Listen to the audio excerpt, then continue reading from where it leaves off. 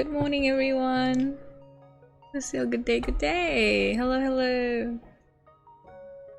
New keyboard, yes, yes. I have a whole story about how I end up getting the keyboard, but I'll get into it in a bit once we have a few more people. But yeah, hello everyone. Hello, hello. Let me get my colors.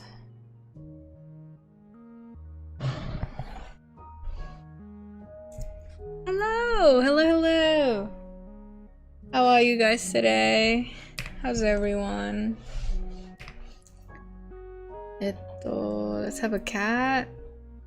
A cat.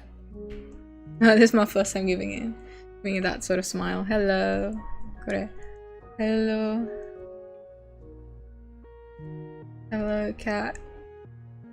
This looks like Pocopia looking cat right here. Hello, boss. Hello, hello. Minasan. No, I won't give it the thing at the back. I'll just hello. Like that Pocopia cat. Pocopia looking cat. I don't know if you guys can hear that, but like... Okay, it seems like my mic is registering it, but that's the new keyboard.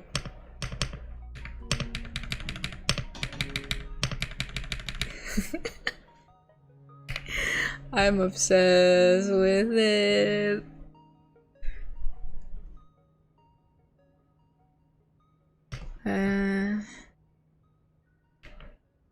Catto.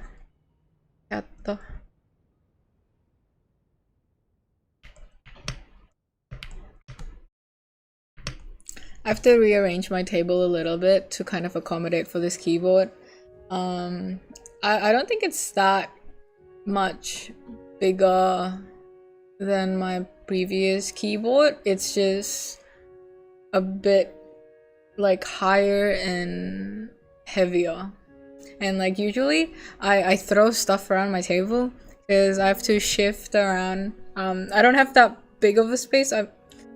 So I have to kind of like move stuff around when I need my drawing tablet right in front of me to draw.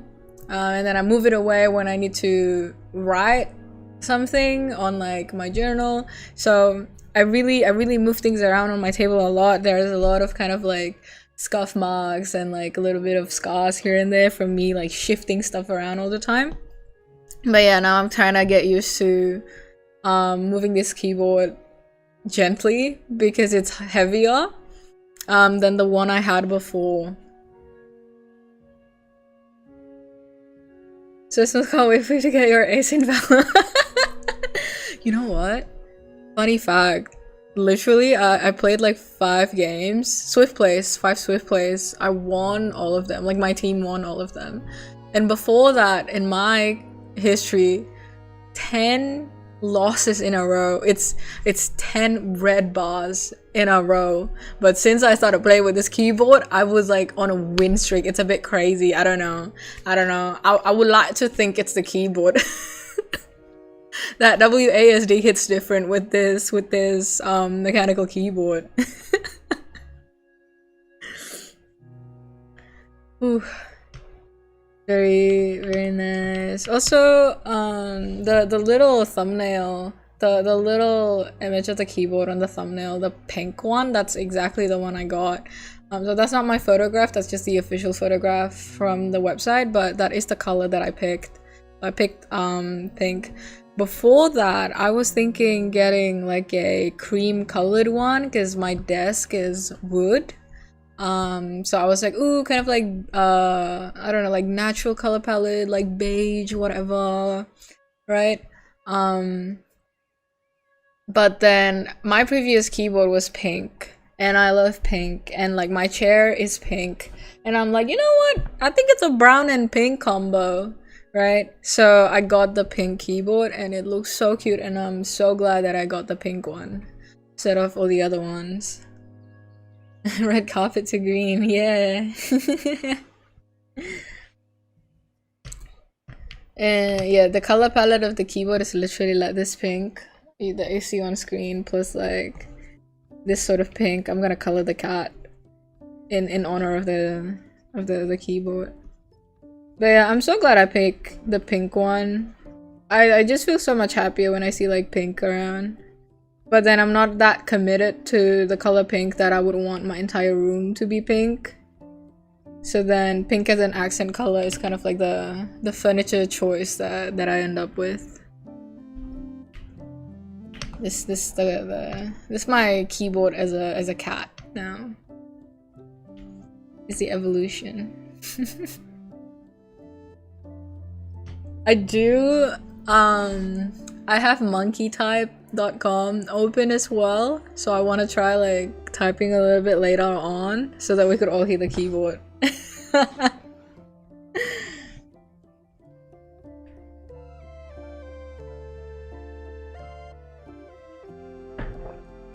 But yeah, I wanna just doodle a little bit. It's because I have an art market this weekend, so not really. I won't have the opportunity to like draw whatever, you know.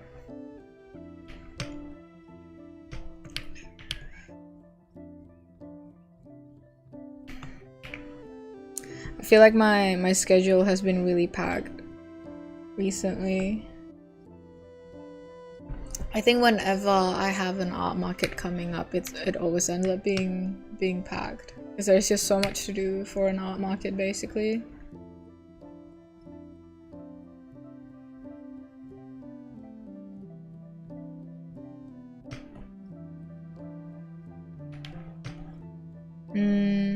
Let's see, what did I do? Oh, let me draw like I know what to do.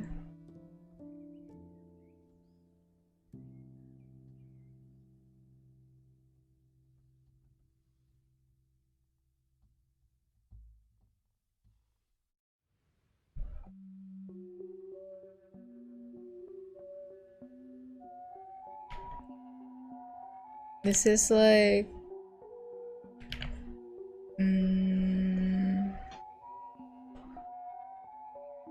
this when you're like customer service call center. And then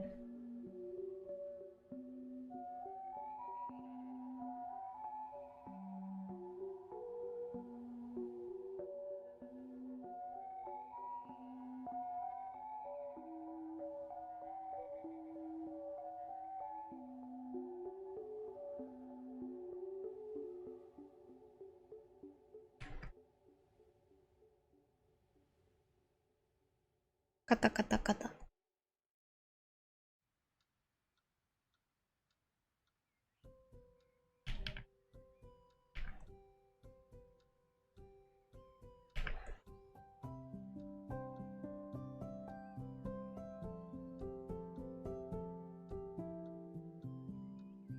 I like this sort of vibe. Ugh, I don't want to draw every single keys, but kind of like that. And go kata kata kata kata kata.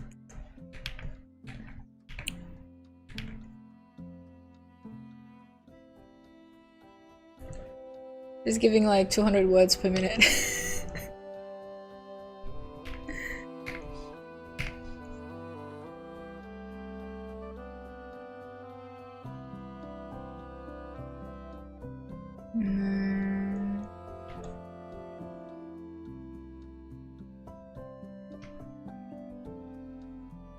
Kata kata kata.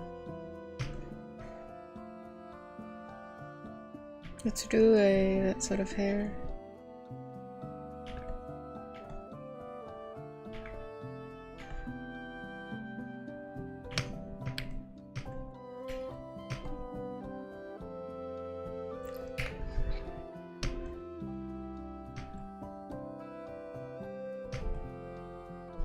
Alright, me.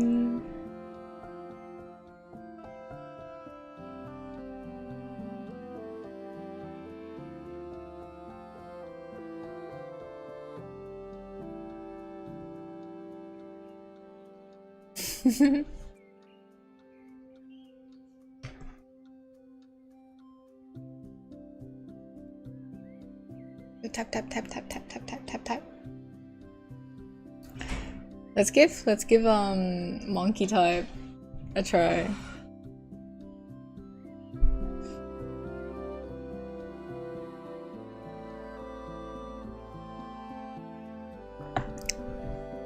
I was playing around with my friend yesterday.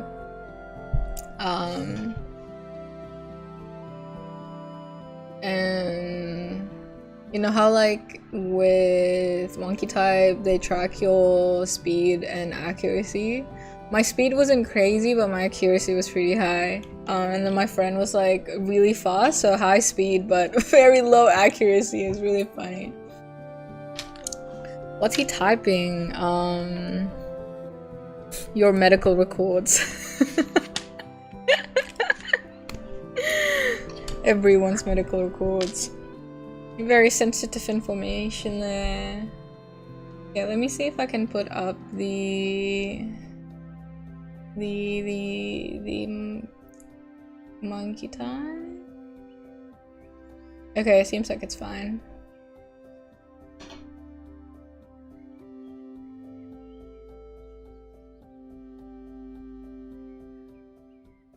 Let's see if it's up. It's up. Yay. Okay, let's give it a try.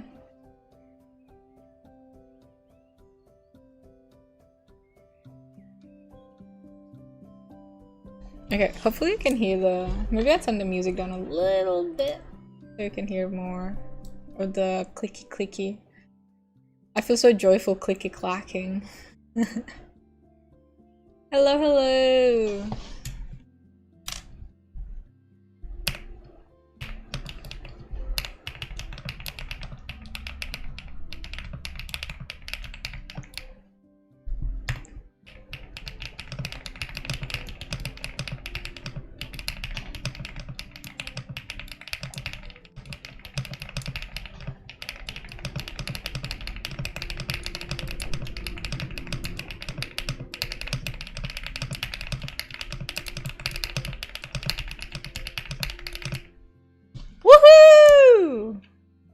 Small joys in life, yeah. What the hell? 63% consistency, 99 accuracy. That's what I'm saying. High accuracy. Let's try that again. It's so fun. I don't know. It's some nice ASMR. Yay! Glad you like it.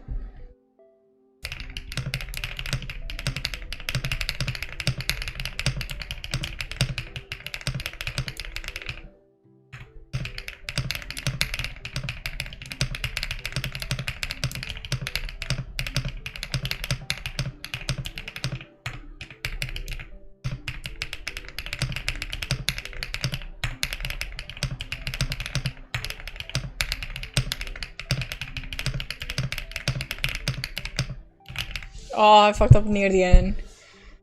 I was addicted to typing after his keyboard came in. Yeah, it's been me since last night. That's fast. Thank you. Thank you, thank you. Again!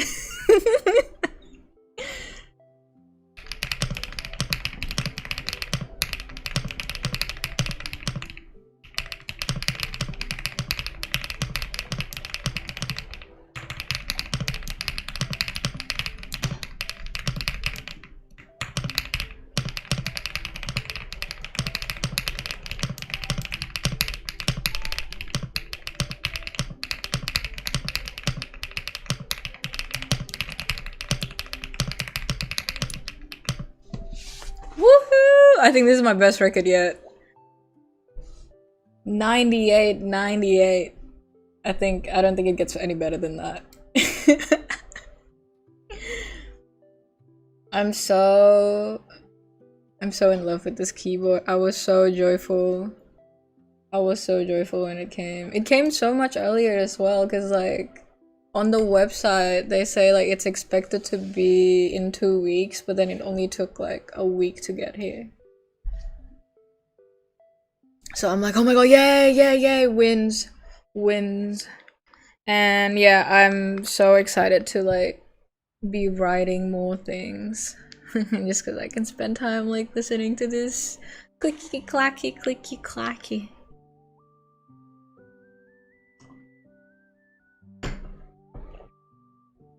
Love when packages come earlier than when they're expected to. I know, right? And the crazy thing is, like, I was ordering a couple stuff, so I ordered a couple books and I ordered a new carpet. Falling asleep to you typing. Whoa, I should do a typing ASMR stream then. But yeah, I ordered a couple things and they all came yesterday, which is a bit nuts. So it was like an influx of things coming into my apartment at once. She's really nice. I was excited. Like, I haven't bought any books in a hot while. I think it's been a couple months, and so I've just been like vibing with the books that I currently have. And then I was reading Every Day I Read by Hwang Bo-rum, and she just mentioned a lot of good books in that in her essay collection that I'm just like, I really want to read this, but I don't want to read it on like an e-reader. I kind of want to feel the book and like kind of ruffle back and forth through the pages. Like, that's the main minus with like e-readers for me. It's like, I feel like I process things better when I can flip through them. So then I'm like, okay, I think this is a good chance to like actually get some books. And the best thing about it is that I found a website that just sells secondhand books, and they're all for like $10. Otherwise they would have been like $20 plus to $30, like the average book price, average commercial book prices. So I was like, oh my god, sign me up. So I got the books, and I'm so glad to see that they're actually in pretty good quality. Like, even though they're secondhand books and there's like yellowing on the pages, but I really do not mind any of that. So, and then like even the corners of the books, I'm like, if I'm picky about anything, it would be the corners of the book. I'll be a little bit miffed if it's bent whatsoever, but like these are also good. Like, they're all good quality, so it's actually a crazy steal that I got to get them at like $10 for pretty much the same quality as a new one.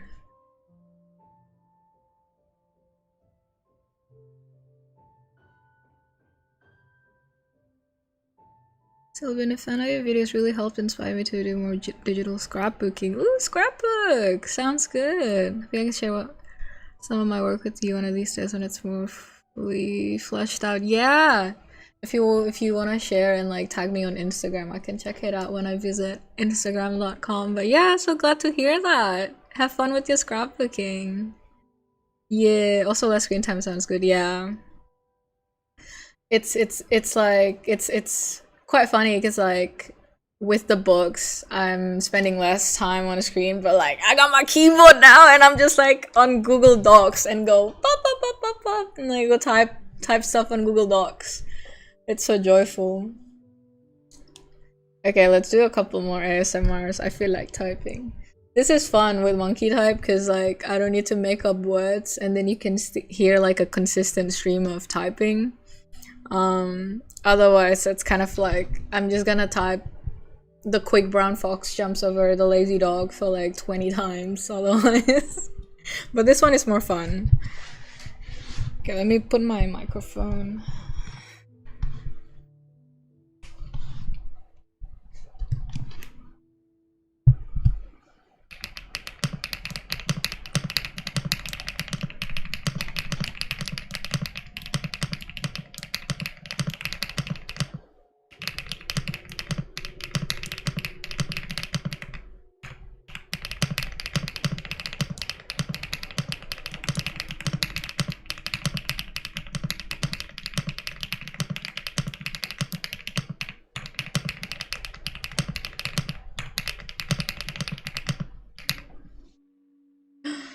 So consistent.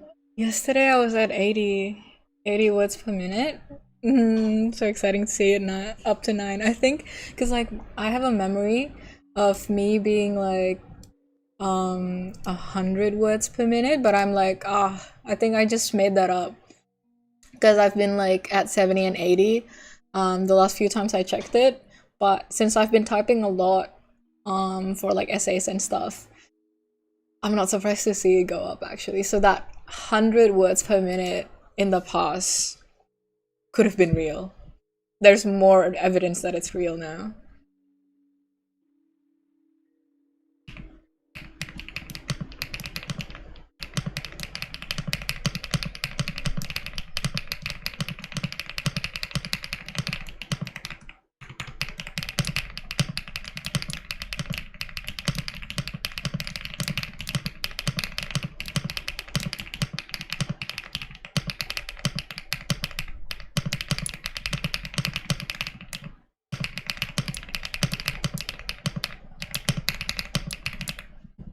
Hee 99% accuracy. Yes!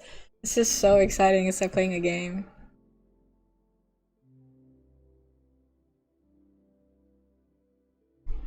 I think to have it part of a game. Yo, that sounds so cool. Best of luck.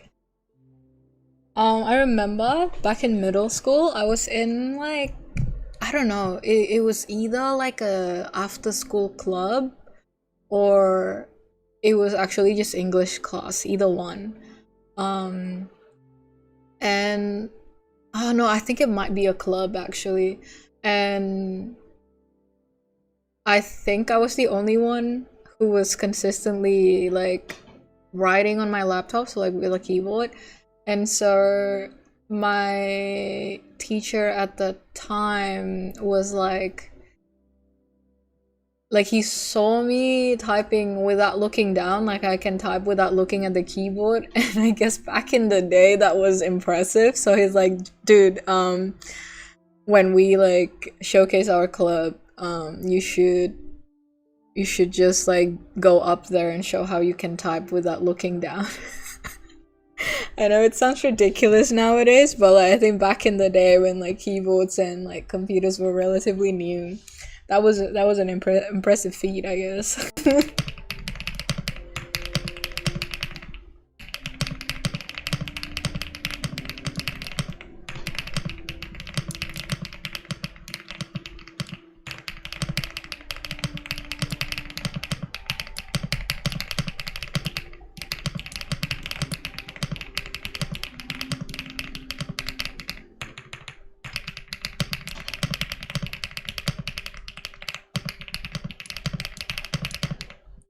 Is there a way to make it longer? I don't mind going longer actually. Let's see. Is there a setting? Oh yeah, there is on the top here. No, we can go for longer. That's good. That's awesome. Hang on, let me like fix my window.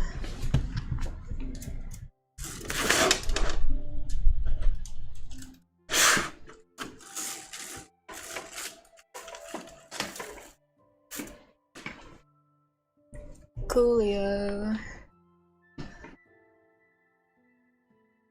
That one experience every gifted kid's gone through, lol. I don't think I ever considered myself a gifted kid though, because I think in my experience in like early schooling, like in primary school and such, it was very competitive score wise, where people are like, oh, you're like the top of the class, you're like top of the grade, whatever, and I was always second. Like there was always a person on top of me. Wait, that sounds bad.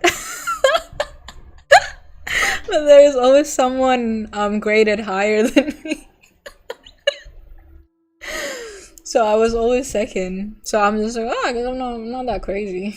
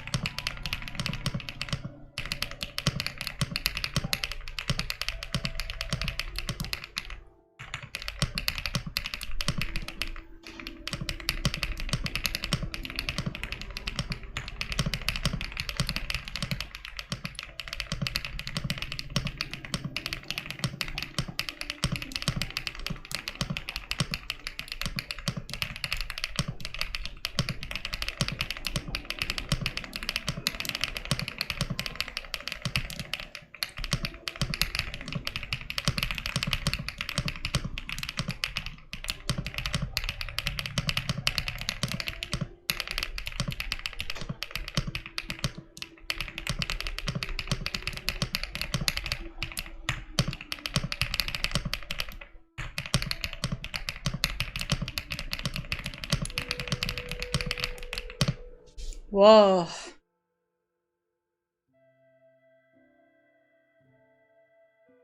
Pause. Being a second makes for a good underdog story. I guess no, going like 2 minute non-stop does cramp up my left hand. I don't think that was a good test. But hey, accuracy's still up there.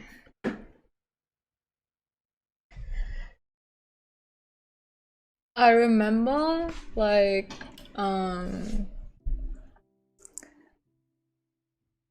one thing I've always done when I was learning back in school was to copy stuff that I read, or like stuff from the textbook, for example. I would like write them down by hand, and I feel like that helps me to um process what I'm reading. And like I read recently that like, yeah, writing things down, handwriting them helps you to kind of spend more time to make connections in your brain before you're like, oh, I know what this is about. So you spend longer time with the concept that you're reading or whatever. And I felt like finding that now, excuse me, it was like really validating, because I'm like, oh, I guess it wasn't like a waste of time. Because like I remember back then, some of my friends would see me like handwrite stuff from the textbook, and they're like, what are you doing? Why are you like doing that? Like it's already on the textbook, right? But I'm like, I feel like it works for my brain, in particular. Like it, I don't know, it's like if I just read it, I don't think it sticks in my mind. So writing it down always helps. And what I'm getting at is that with handwriting, like you often can't copy like an entire essay, right? You would just take quotes that are important and then write it down. But with typing, I feel like if I really want to, I can just retype an entire essay, which beats the purpose because you can just copy paste it.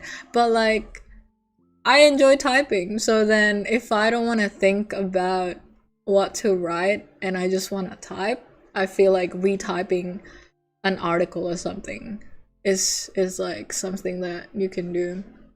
And it's like, on paper it's like, wow, that's so redundant, that's like not productive. But then why do you need to be productive all the time? Like I just want to have fun. You know.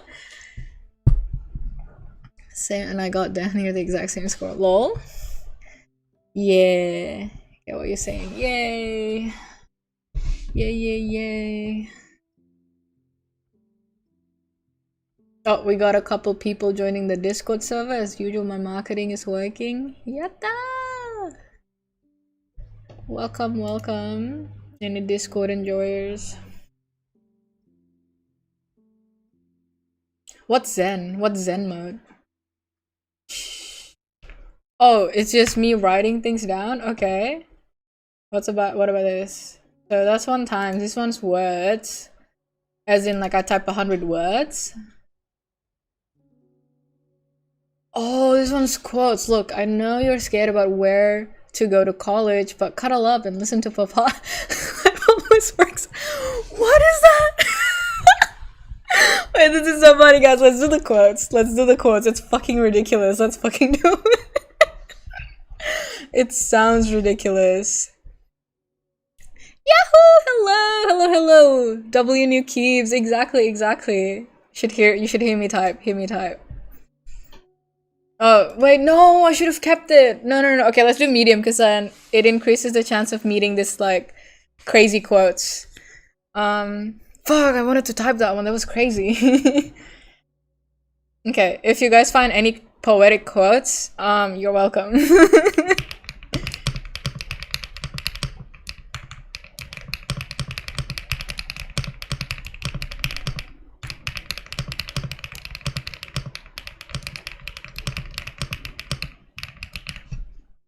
Oh, but then it's only Junmaida Angel Beats. That was an Angel Beats quote. Wait, no, no, I didn't know the devs were like weebs. Like I didn't think they would pick up something from anime.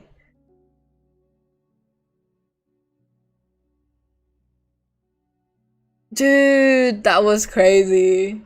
That was crazy. I can't believe it. They saw stuff from anime as well. That was peak. That was so peak. These college kids out here, they're never gonna get old or out of shape because new ones come along every year. They're gonna keep calling us cutters. To them, it's just a dirty word. To me, it's just something else. We never know what he says. Yeah, I wonder what the papa quote was from. That was fucking wild. What's thick? There's thick? Why is it thick? I don't know. It's like no one cares that I'm gone. They should love me. Maybe they do, but I don't even know what it is. You spend your whole life thinking you're not getting it. People aren't giving it to you. Then you realize something. Okay, let's do this because I want to know where this come from. Oh, hang on. This one has punctuations. Okay.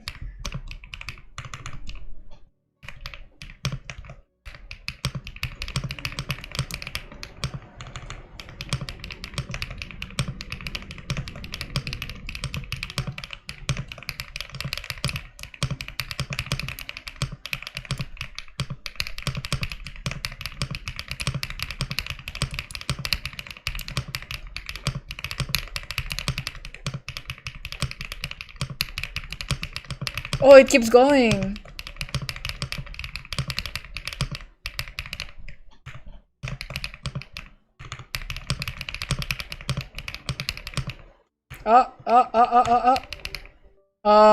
My keyboard got disconnected, guys.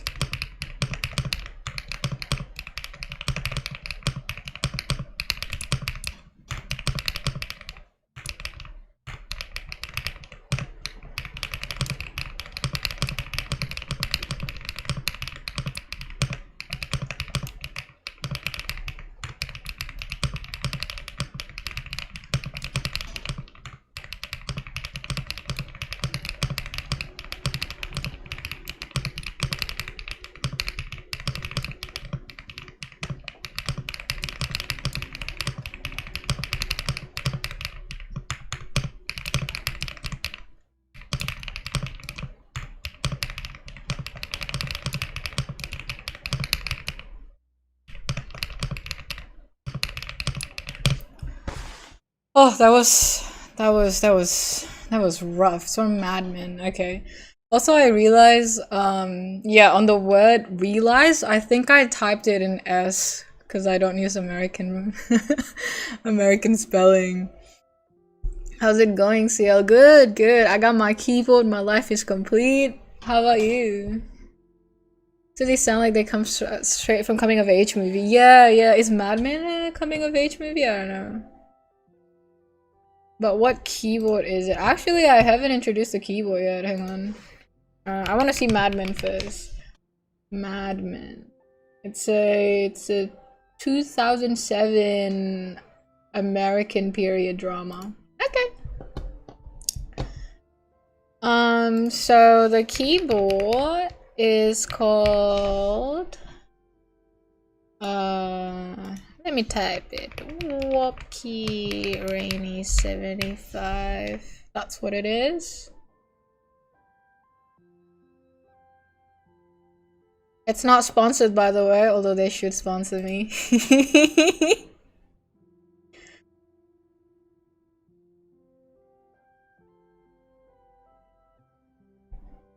Ooh, a trickle of blood came out under the door, crossed the living room, went out into the street, continued on in a straight line across the uneven terraces, went down steps and climbed over curbs, passed along the street of the Turks. I want to know the continuation, but like I can't type that long. It's too much. I'll do the medium again.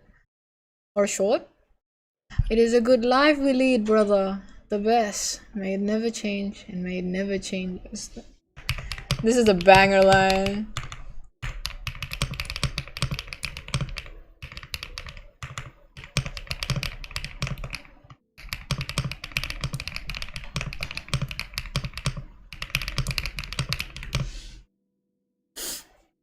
I'm gonna hop off. Yeah!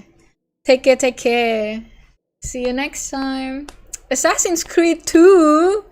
Dude, they source their quotes from everywhere. I'm so it's actually really refreshing to see like quotes not from books.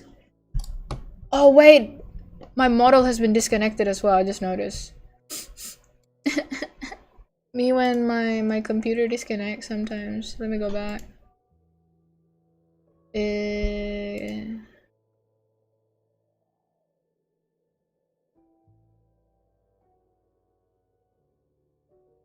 Hello? Okay, nice. Yeah. Streaming setup is so like it uses so many cables. I have so many cables connected everywhere around my table. Assassin's Creed, yeah. Not knowing the source of them, exactly. Okay, I think it's story time, guys. Now let me turn things down. Also, this keyboard for some reason I didn't notice it when I was getting it, but it doesn't have a volume up and down key. So I need to rebind it. They have a page up and down key though. That was crazy.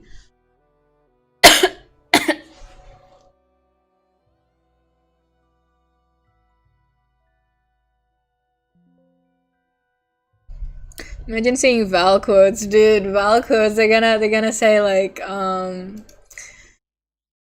that's that. There's that one Chamberlain Viper. How are you today? And then Viper says nothing. It's like it seems like I've left her speechless. Something.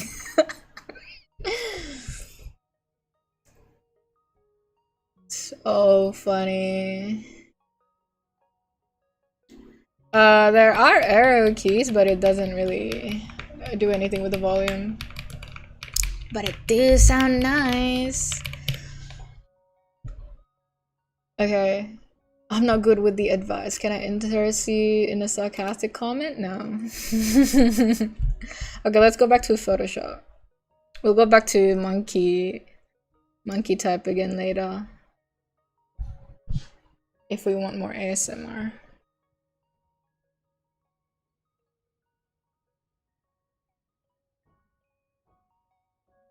When he's flirting would be pretty good. I know it's like it's funny. So story time.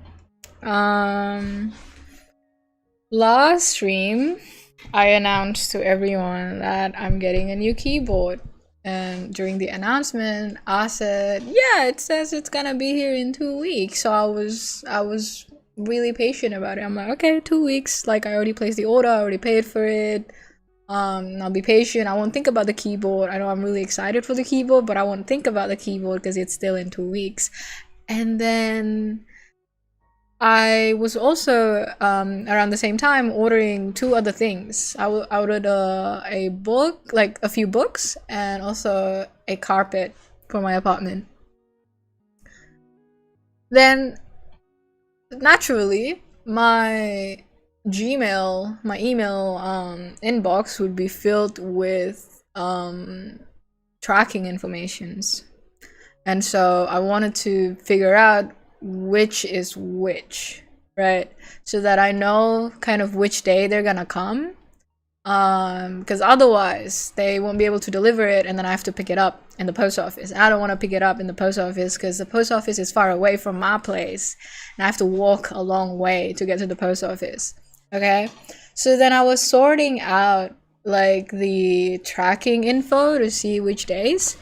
And then I narrowed down, okay, so these ones are the books, these ones are the carpet, and I was left with the keyboard. And when I saved the tracking info, it showed that it's already on its way to Australia.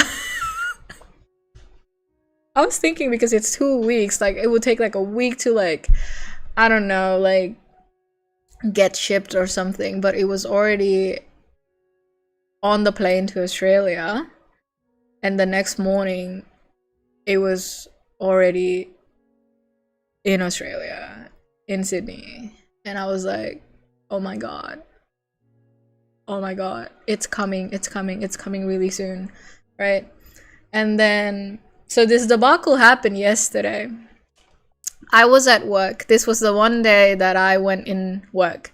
Um, went to work and I was sitting in the office and I received an ominous message.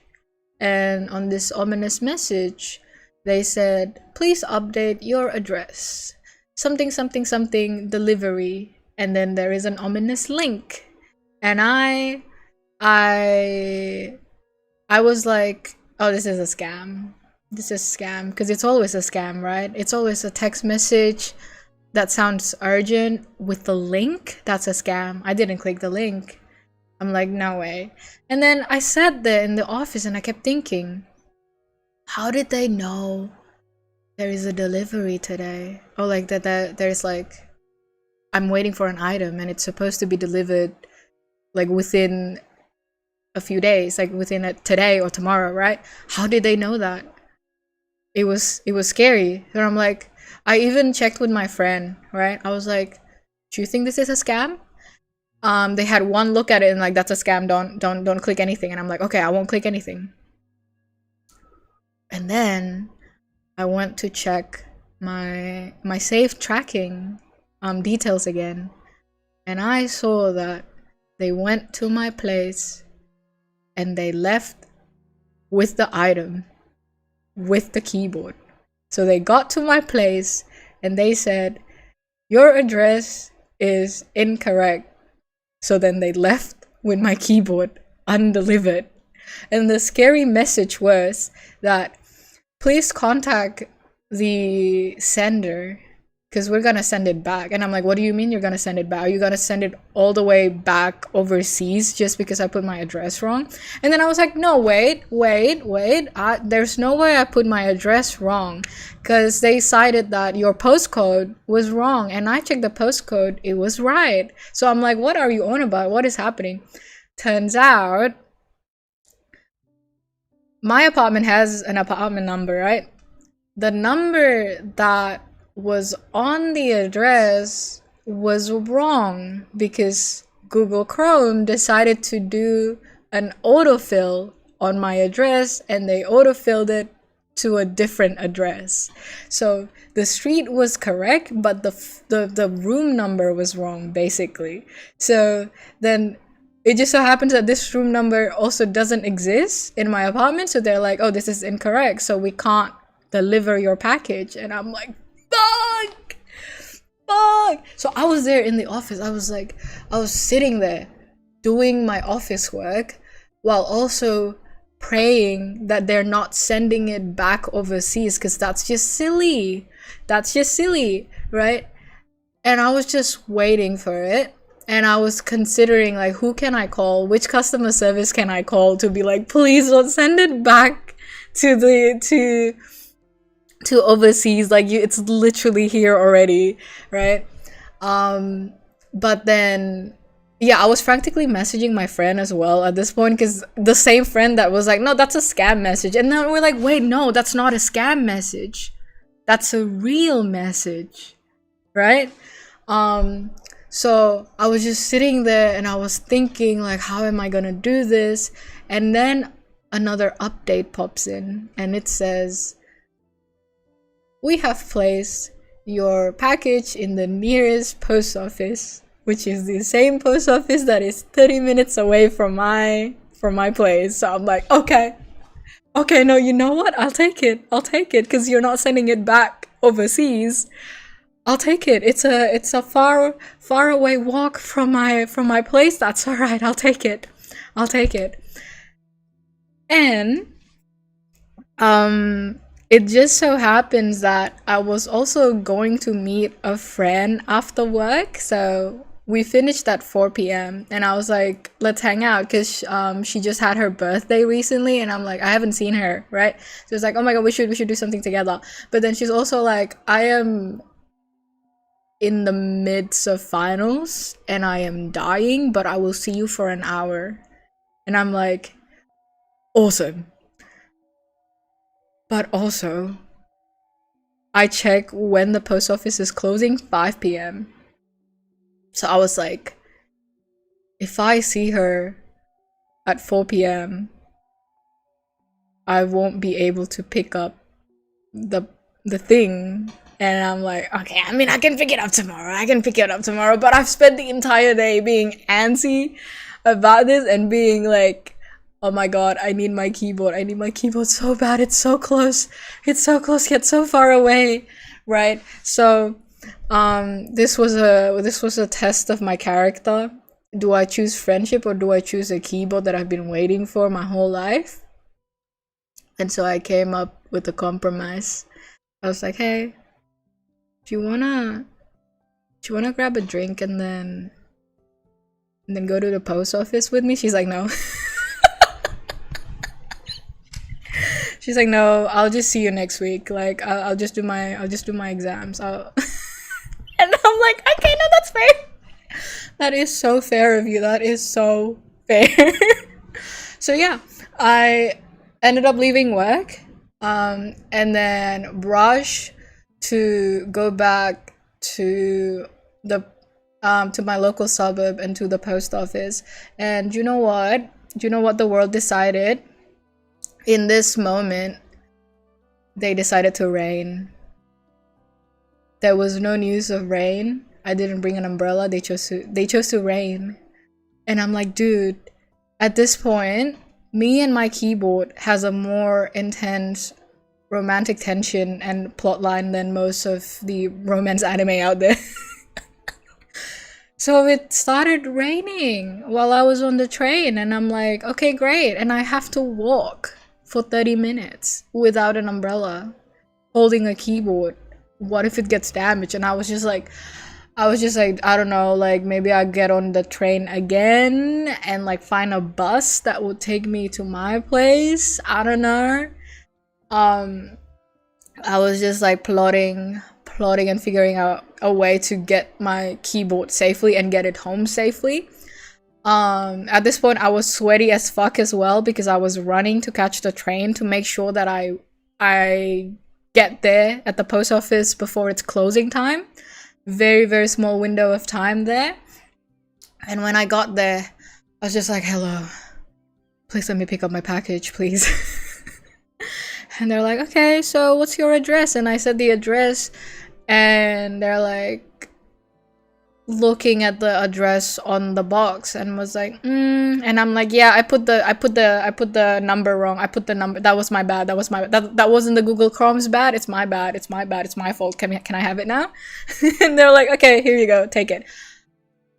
And miraculously, guys, the rain stopped and it was a clear sky. And I was just like, yo, the world is celebrating this win with me? That's crazy. That's crazy. So then I walk the full 30 minutes back to my place. Sweaty, my legs aching because I've been running around all day, being anxious all day, but at least I got my keyboards in my arms now. And you bet I got home, I unboxed it, I start clicky-clacking, and I immediately scheduled a stream because I need to clicky-clack with you guys. And yeah, that was the story of the keyboard. that was the lore. That was the long-winded lore of me and my keyboard. This sound kind of romantic, yeah. That's so epic. No, glad that's entertaining for you guys. Yatta! Yatta. When friend is not close enough to say yes if post office hang out. I feel like she would have said yes if it wasn't her finals though. So she had 2 finals coming tomorrow, so I was like, no, that's actually really fair. Because like otherwise I think she would have said yeah, but yeah. Wasn't that quite epic? So now every time I look at this keyboard, I'd be like, damn. This keyboard went through shit. We went through shit together before we spent our first night together, you know what I'm saying?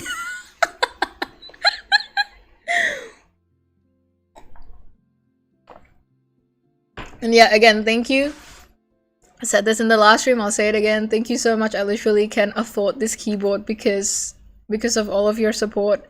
People who support me on Patreon, commissions, YouTube, showing up, watching ads for me, everything. Thank you. It's literally because of you guys that I could have this keyboard, and as you can tell, I am smitten. I am so in love with this keyboard, and I am so joyful, and I will write so much more and will deliver so much more for you guys. And yeah, that's a long way of me saying thank you. I'm sure you say it like that. They made you work for it so that you will appreciate the keyboard's presence on the fullest, truly. Also, hi! That's a banger first word. First sentence of the chat. Hello! Humbly welcome you to the world of keyboards. Hopefully you enjoy the click, clack, and clocks. Yeah.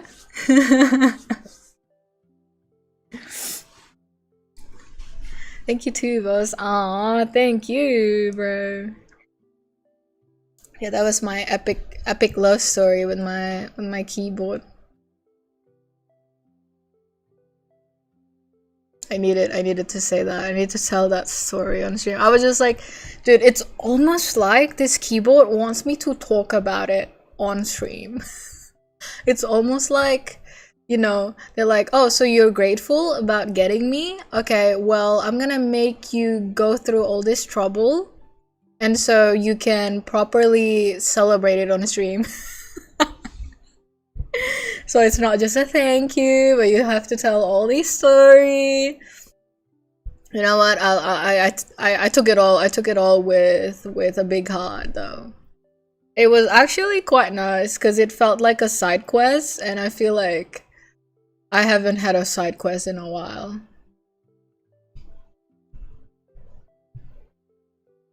What would you name the keyboard? Ooh, good question. Will Rainy be a character? Well, you know what? Vermilion named it. I think the keyboard's called Rainy now.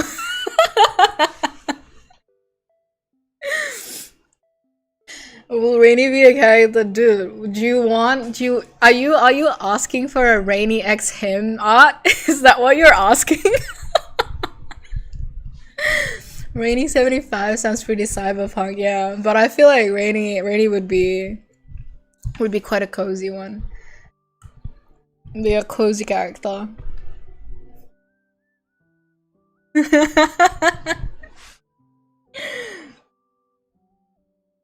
Isn't that funny? Do some sketches of Rainy, bro. Dude, I can't. Wait, come on. It's like, dude, I barely spent 24 hours with Rainy. I need to get to know Rainy better before I can visualize Rainy. You know, we can't get attached to our first image. Oh my god, dude, the hymn lore thickens. Me when hymn's first love is a keyboard. That's so funny.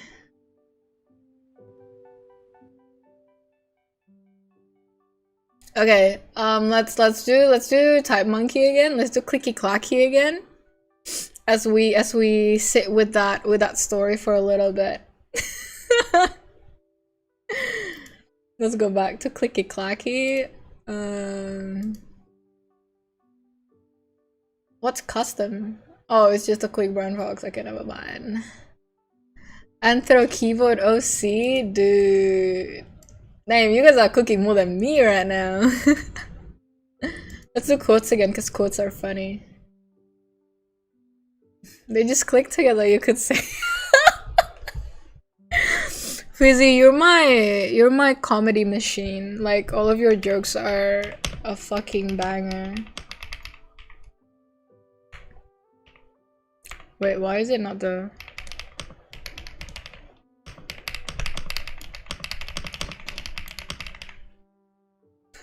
That was sad. Let's not look at that. Yeah, listening? Okay, grass grows, birds fly, sun shines, and brother, I hurt people. Wait, I want to know where this is from.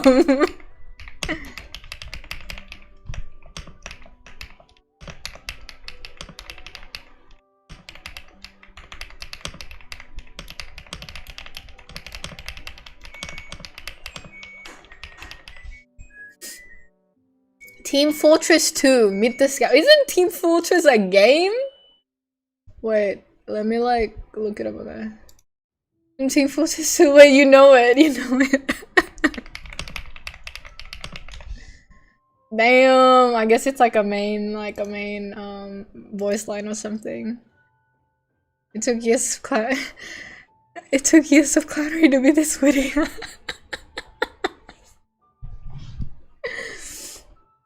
The quote is from TF2. Okay, you guys are all familiar with it. Peek. Okay. I guess it turns into a quote guessing game, huh?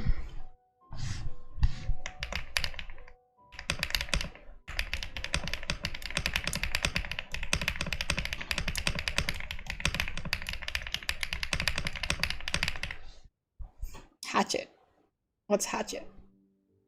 Look it up again. Is that the washing machine tune? Yep, you heard right. I had my laundry done.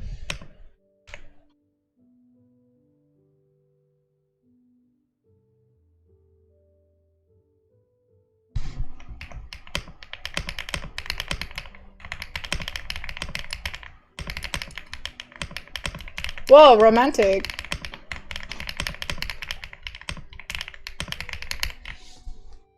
"40 rules of love." That's a lot of rules.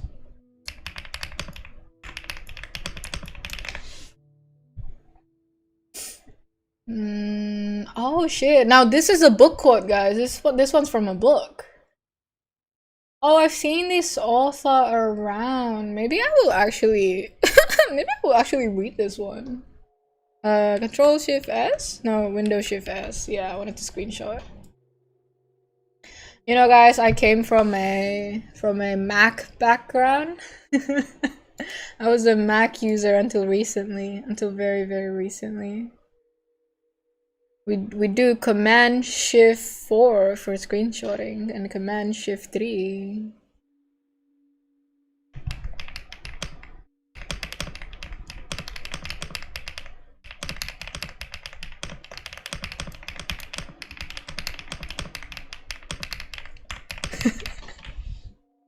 Happy birthday to you. Okay.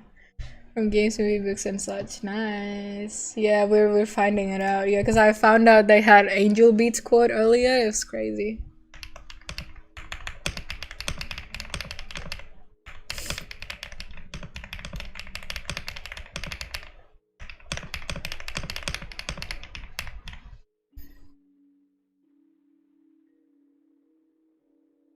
What was it? God's Berserk Kentaro Miura. Coolio. Wait, let me hide the screen for a second. I want to open Google Docs. Cause let me switch first. Let me switch first before I.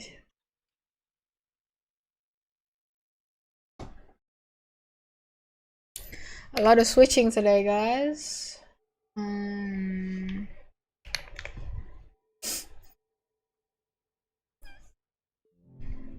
Oh, I have to sign in, or what if I just open like a online word processor?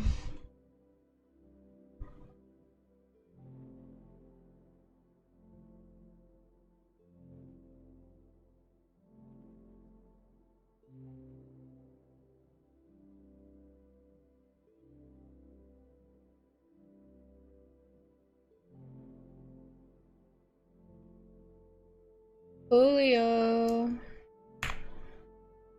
Let me zoom in.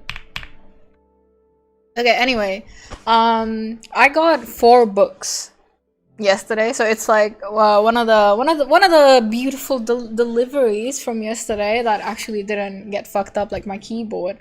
But the book that I'm reading now is really fucking funny, but I didn't realize it would be so funny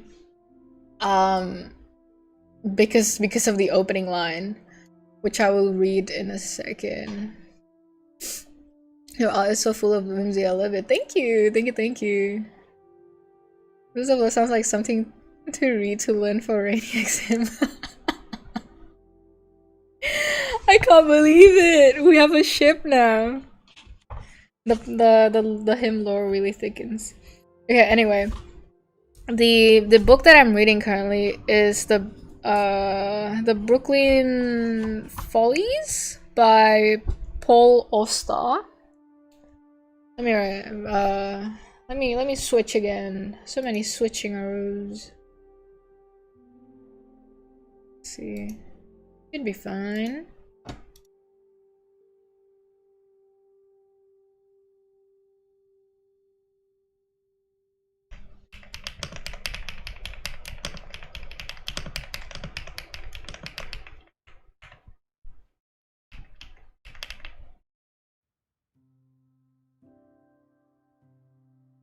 Not willing to any to existence. Yeah.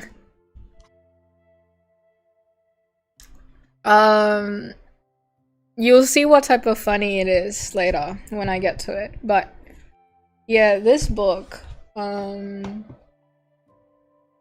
read to you the opening line and tell me what vibe you get from it. Hey, random boy.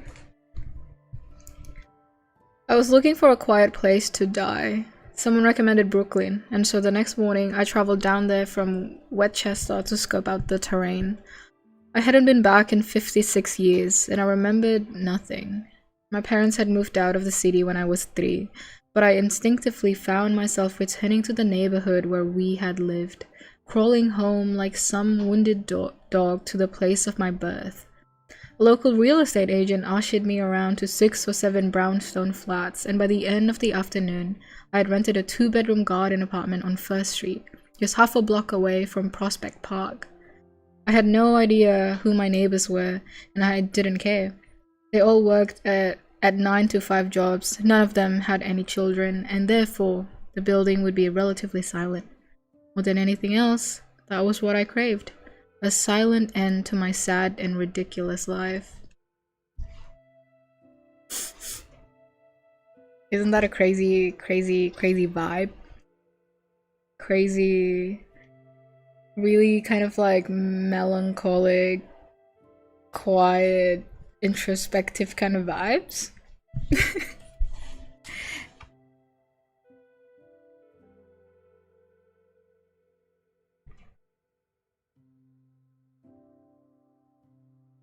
Oh shit, the quote that I wanted to share is actually quite long.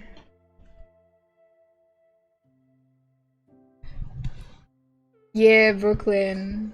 Oh, you would have known, right? Because like you're from New York. Um,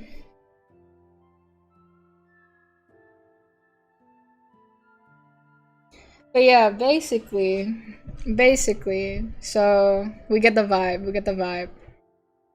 Um, bro wanted to die, right? But then he started this project. Um, okay, I'll just read it. I'll just read it. Actually, it's easier for me to just read it than like try to explain it in my words, because like they explained it way better in the book. I called the project a book, but in fact, it wasn't a book at all. Working with yellow legal pads, loose sheets of paper, the backs of envelopes, and junk mails from letters for credit cards and home improvement loans, I was compiling what amounted to a collection of random jottings, a hodgepodge of unrelated anecdotes that I would throw into a cardboard box each time another story was finished.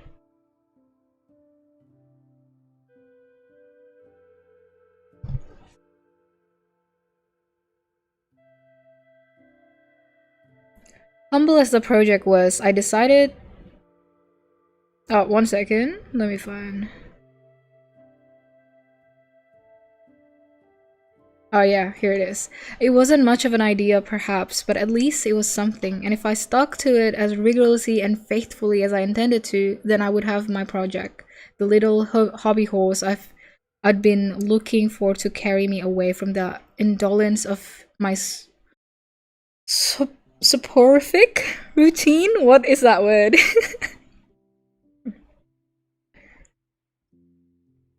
Humble as the project was, I decided to give it a grandiose, somewhat pompous title in order to delude myself into thinking that I was engaged in an important work.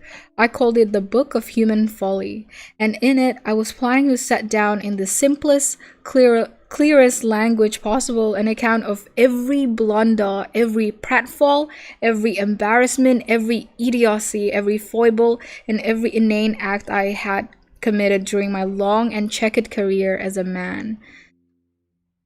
So basically he's gonna write all the fumbles that he has ever had. And then there's this one story about a fumble that someone else did. And this fumble fucking sent me. Basically.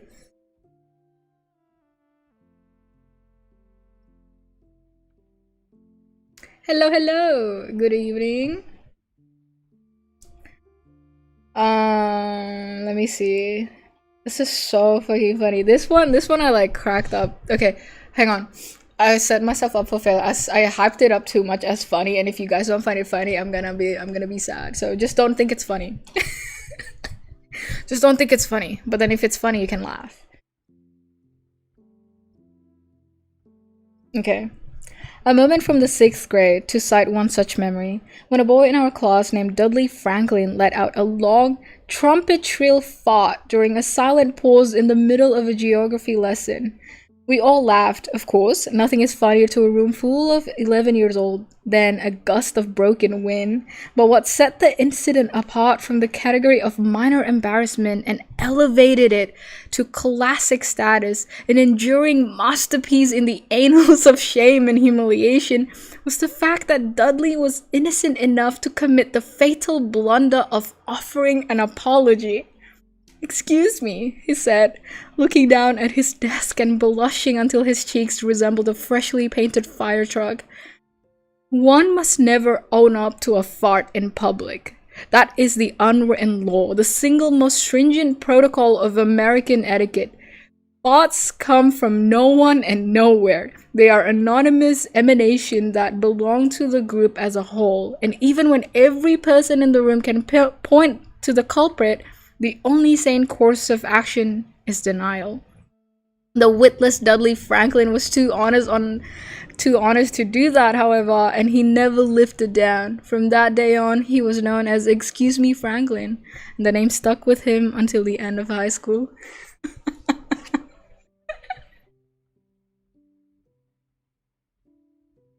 But yeah, that that I was just like, holy fuck.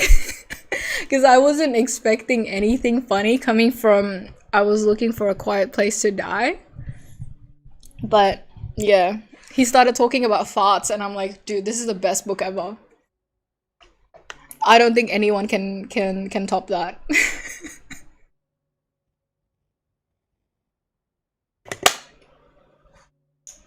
So fucking hilarious. But yeah, it's like it's actually bittersweet, and I'm loving this book a lot from the 20 pages that I have read. No, but that was so for real, because like you can tell that the author is very observant of the human condition, because I don't think I've read anyone articulate the experience of hiding a thought so beautifully, so accurately, in such a like literature kind of like wording, you know. But like everyone gets it. Everyone knows, like, when you fought, you don't admit that you fought it. Everyone just carry on like business like the usual, right? You do not admit it when you fought in public. Where is this from? The title of the book is on the screen.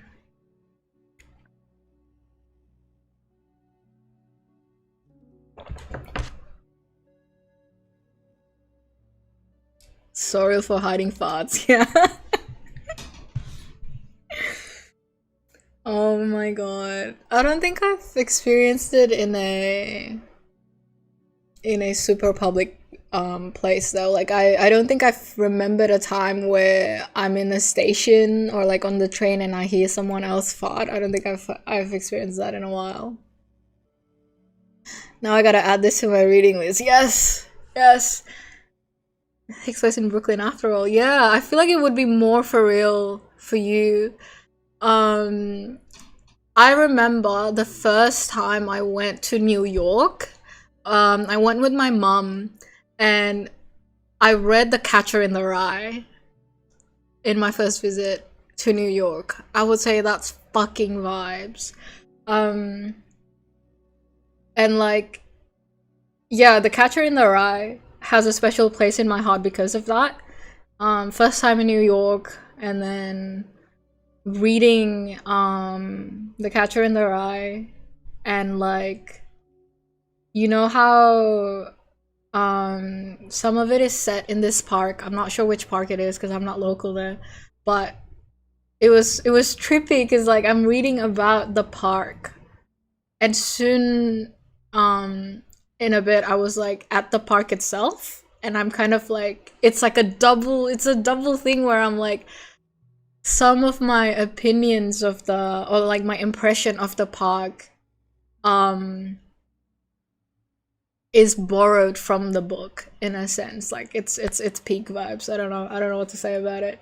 And yeah, that's also the copy I also got from New York, so I'm just like memories. I think like a thing that I want to do like once I'm in a place where I could travel, I would love to like be getting books from different places, and especially if it's like the book is set in that location, I would want to like get that book and like read it there, because that was a crazy vibe, and I'm so glad that I've experienced it at least once, and like with The Catcher in the Rye as well.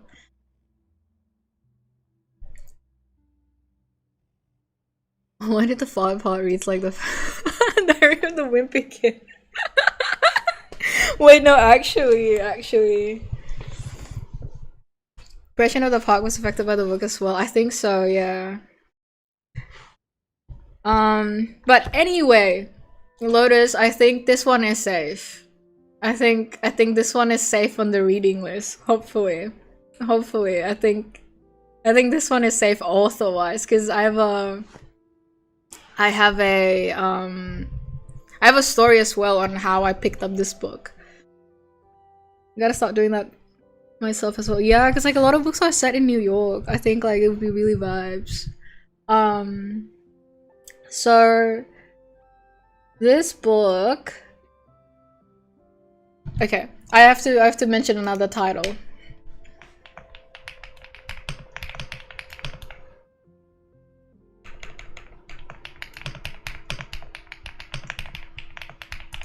Every Day I Read by Huang Bodum. So this is a non-fiction book by this author, and I love this author because she also wrote this book called can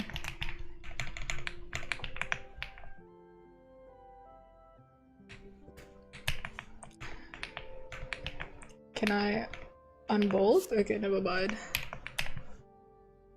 Why can't I unbold?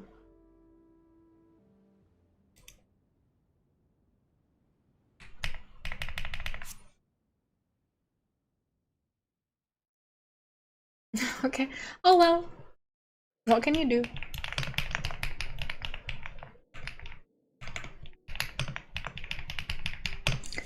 So proper book records this time. Yes, yes, yes. I hopefully wouldn't blunder again, but then again, I feel like it wasn't my blunder. Okay, so welcome to Hinamdong Bookshop. I fucking love this book. I talked about this book in one of my essays about finding purpose in the things that you love. I think I briefly mentioned how meaningful this book is to me, and this book was also recommended by a friend. So it's one of those that I didn't just discover from online from a random person recommending me, but it's recommended by my friend, which is why I'm like it's even more meaningful to me because she's like, I think you should read this because I think you would like it. And you all know how lovely and sweet it is when someone goes, I think you would like this, you know, because they thought about you and all that. So I was already feeling good about this book, and then I read it, and it's so fucking good actually as well. Inside talks a lot about your decision and purpose in life and how it's different for everyone at different life stages, and how normal it is to kind of not have the answers and to have different answers. And so I have a lot of trust in the author, and I love her writing style. It's very simple. It's like it is translated from Korean, so I don't really know the original vibe, but at least in this translated version, it's very simple words, but it delivers the message and the vibe perfectly anyway. So I'm like, okay, I love you. I love you.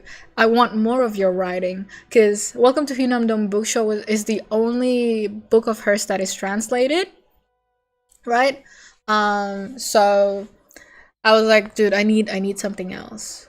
And then I kept looking, and then I found this low-key non-fiction book that I don't think is shared much. But I found out about it, and it's called Every Day I Read. And I think it's the tagline is 54 ways to get closer to books. Anyway, in this book, in this nonfiction book, she basically talks about books and a lot, and she mentions all the books that like is meaningful to her, why she love it, how it's related to the topic at hand. And so she mentioned Paul Auster. She mentioned how it's in the chapter of favorite author, and her friend's favorite author is Haruki Murakami. And she said she just like her friend reads Haruki Murakami like it's the Bible. Like she reads all of his books, loved all of his books, but Hwang Bo-eum for some reason couldn't get into it. So she's not really into Haruki Murakami's fiction stuff, but she admits she likes the non-fiction stuff. And then she reflected, who would it be for me? If it's not Haruki Murakami, if my friend's favorite is Haruki Murakami, who is it for me? And that's when she brought up Paul Auster. So she talked about how like his books felt so meaningful to her. She read one book and then she's like, I love the vibe. And then she read more books of his, and turns out she vibes with all of them. And she's like, I think this is the closest I could get to a favorite author. So this is my favorite book. My favorite book's favorite, like my favorite book's author's favorite author. Basically, it's a two-way street. It's like a two-step street. Where it's like, I have my favorite book, and then that book's author has a favorite author, and now I'm reading that favorite author, basically.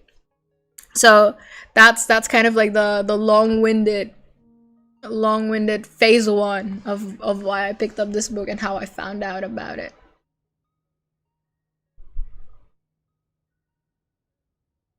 This is turning into a book class. I know, guys, I can't stop talking about books.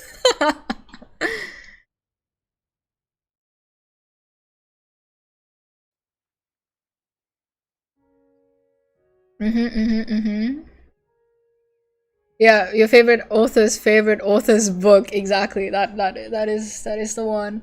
And so I'm like, okay, fuck yeah.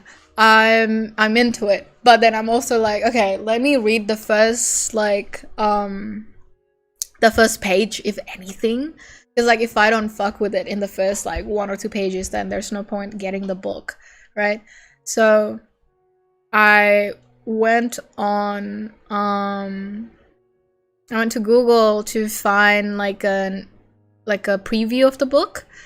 And when I was looking up Paul Auster, there is a Guardian article by his wife, which basically talks about how she's dealing with his death. And so before I was looking up his books, I read this article written by his wife, and I teared up. So at this point, I am tearing up about a stranger. I don't think I've like, yeah, this is before I read the first few pages of the Brooklyn Follies. So I don't know how Paul Auster's voice is like. I don't know if I would like the guy much. But reading how his wife processed his death and like how she wrote about his life as well and his legacy, I was just like, oh my god. Fuck. And then I bought the books. And then I read the preview and then buy the books. But yeah, that was crazy. Me when I love going down these rabbit holes. I'm like considering making my next video on books because I am so deep into it right now. And if I do end up making that video about books, you guys would have had this preview from this stream because a lot of the material would be like the shit that I'm saying right now. So basically, you guys got the hella preview, the vibes.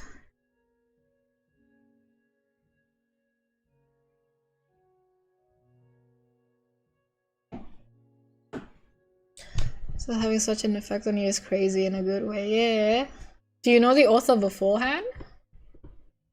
This is my first time hearing about him. There was a lot of author and books that I discovered through reading Every Day I Read.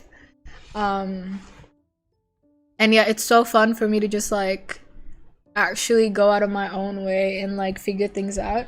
And you know, this happens a few days after the journalist debacle, the Stolen Focus debacle. So I was feeling pretty defeated after Stolen Focus, right? I was just like, fuck, I fucked up. But I feel like finding Every Day I Read and then finding, you know, these rabbit holes of like these different authors, I'm just like, there's hope. There's hope in my books. There's hope in reading for me. Preview, yeah. Luckily, no scandals on his wiki page is beautiful. Beautiful. To read, so this is my initial foray into things. Oh my god. I hope the other books that I recommend to you would be better. But yeah, I hope you find some of the books that I recommend pretty nice, if anything. Because I really like them. Yeah, I'm so excited. I might actually make the next video about reading.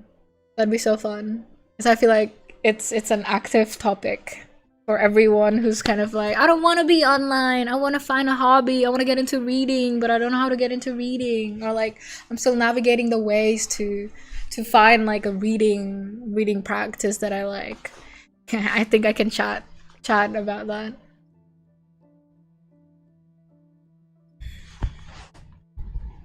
Once I get my hands on them. Yay! Let me know.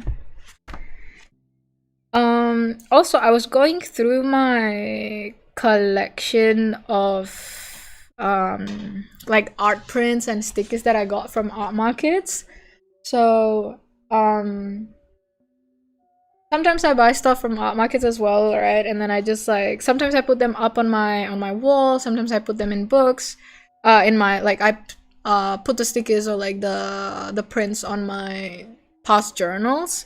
But I found out that I have a stash that I haven't really done anything with. So I unpacked it, and then I found this Mudkip print that I got. Yeah, I think I bought it. It wasn't a gifted. I bought it. And it's red. It's a red Mudkip art. and I'm using it as a bookmark for this copy of Brooklyn Follies because I got the hardcover copy and it's red inside, so I'm just like red everywhere. I love it. So you're teaching everyone to get off their damn phones. Yeah, yeah. I am being that one guy. Reading also help you being more creative, so that's good. Absolutely, 100%, 100 fucking %. And yeah, used. I mentioned this earlier in the stream, but yeah, all of these books are second-hand books, which makes me feel even better because firstly they're all financially more viable for me because they're like $10 each, right? And if I were to get like a new copy, like an actual copy from the bookstore, like a new one, it would break up like 20 to 30 bucks each. So then when my current, like this batch, I bought 4 books, and when all of them adds up to being $40, $42, it would have easily been 80 to 100 bucks. Most likely 100 bucks plus, because these books are thick, and usually if I see thick books and I flip to the back, the barcode, it says 30 bucks. So I think all of my books could have easily been 30 bucks each. And I could have hit like 100 plus bucks to get all of them, but because I got it secondhand, bless this website that I found. So yeah, I feel like I'm winning a lot. It's a very bookish era of my life right now. I think the weather affects it, guys, because like I'm in Sydney and it's starting to get cold.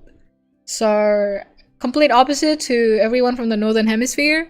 But yeah, it's getting colder here, and you know the image of like rainy day outside and you're cozied up on like a couch or somewhere cozy reading a book. Yeah, that shit real. That shit fucking real. So I feel like the weather also affects me. Affects how much I read as well. But I would like to think that each day, slowly, increment by increment, I am building a stronger relationship with reading, so that even if it's hot or even if it doesn't fit the aesthetic, I would still be reading, which I have been doing, but even more so now. So yo, hello. We've just been talking about books. Southern Hemisphere represent, yup. Yup, 100%. I don't know if you guys remember, I know Lotus, you mentioned this from my newsletter, but I wrote in my newsletter that my absolute favorite book of all time is...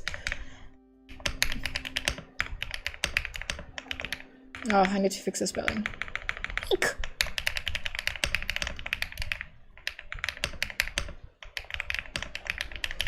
This is my favorite book of all times ever. Ever, so I put an underline there. But basically it reminded me how when I was talking about the weather and shit. There's a specific term for it, but I don't remember what he used. But basically the main character of the book says that instead of believing in like superstitions or like fates or whatever, he believes in weather.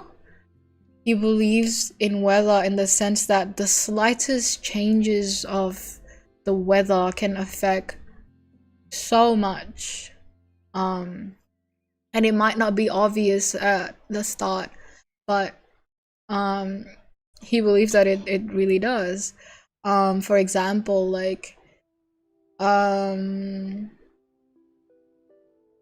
this is obviously they would have a better example in the book. I just don't have it up with me right now.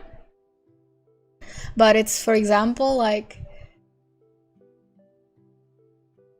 imagine imagine this. You think that the weather outside is warm enough to go without a jacket, right? And then you stepped outside and then, oh fuck, it's actually really cold.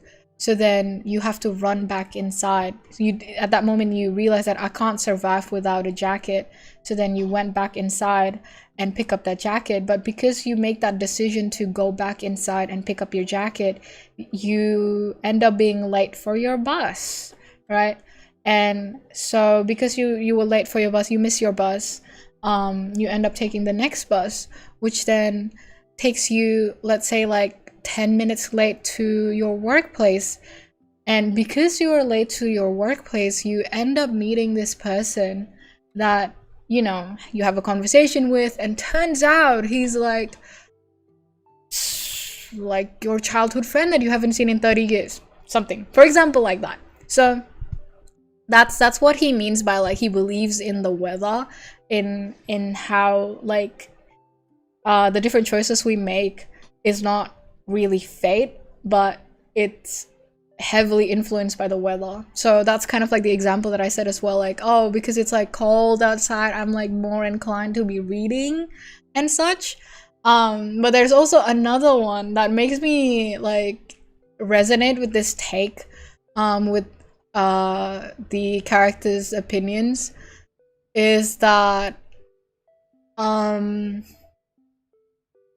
I watched this video on how it's really freaking hot in the equator, so like Singapore area, Indonesia, like Malaysia kind of area. It's really hot, and they were mentioning how like productivity is lower when it's hot, and so that's why everyone has like air conditioners everywhere.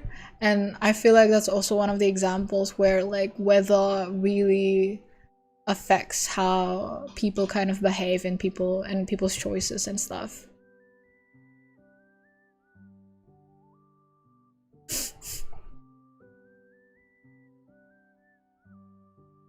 Loving this book have been making me want to get it back into reading. Yay! My agenda has been successful. No, not really. I don't have an agenda. I just want to talk about books. But yay, if you pick it up, yay! Making finishing books a lot easier. I managed to finish 2 in the past month. That's so good. That's so good. The Count gives his regards. Oh, I'm glad you picked it up though. I'm glad you like started it though. Yay! The Gentleman in Moscow by Emma told you your favorite book. You're asking me to summarize why I love this really thick book. I think me and the Count, which is the main character of the book, shares a lot of we share the same perspective, I think. I don't want to talk about it that much because Lotus is reading it. I don't want to spoil it. But basically, it's a hopeful book at the end. It's kind of like shit happens, but like you're still hopeful about things. And I think anything that has a hopeful tone would resonate with me more, but the details of why it's my favorite book would be a bit spoilery, so I'll save that for the future. But if it's too comfortable, you become lazy. I guess so, yeah. Same also, like, if the office is too cold and, like, you end up not being able to work because you're just freezing. But yeah, that just goes to show that, like, weather and temperatures, they're really influenced. I'm from the equator and I'm unpredictable as fuck. Thanks for confirming that.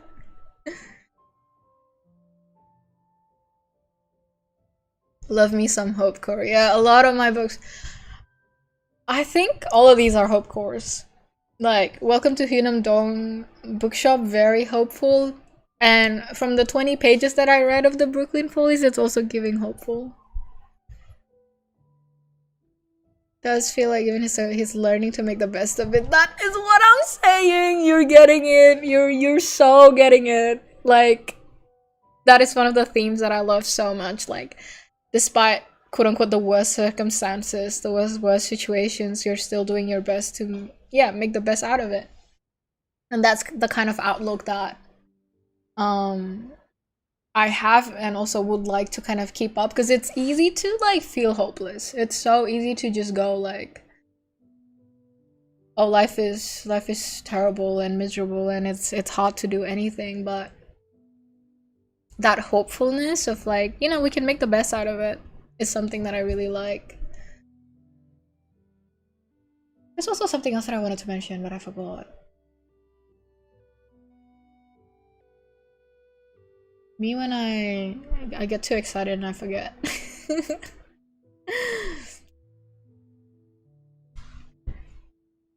Yeah, so many good books. I feel so alive.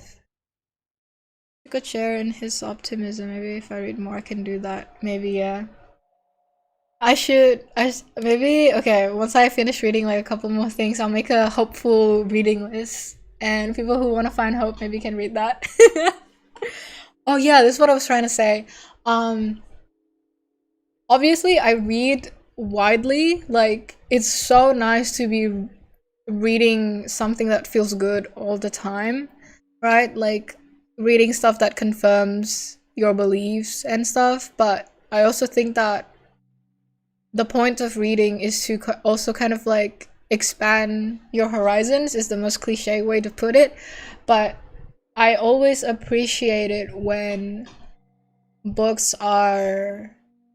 book shows me different kinds of experiences that I would otherwise have never experienced.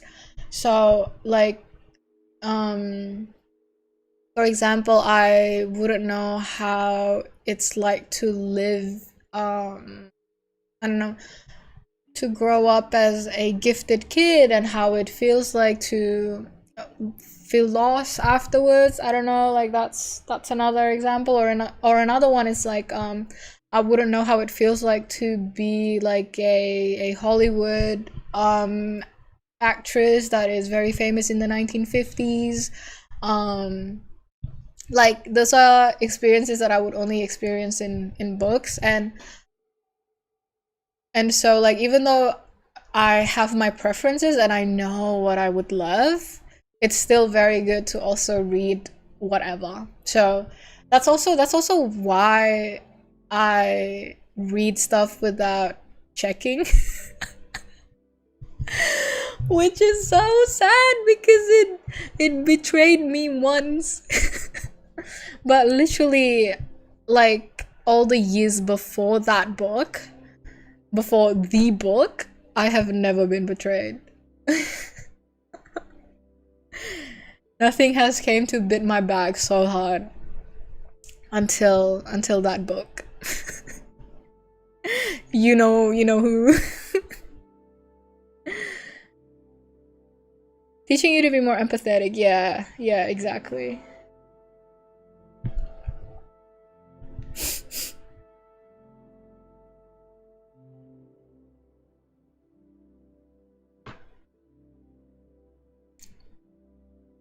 The book never to be mentioned.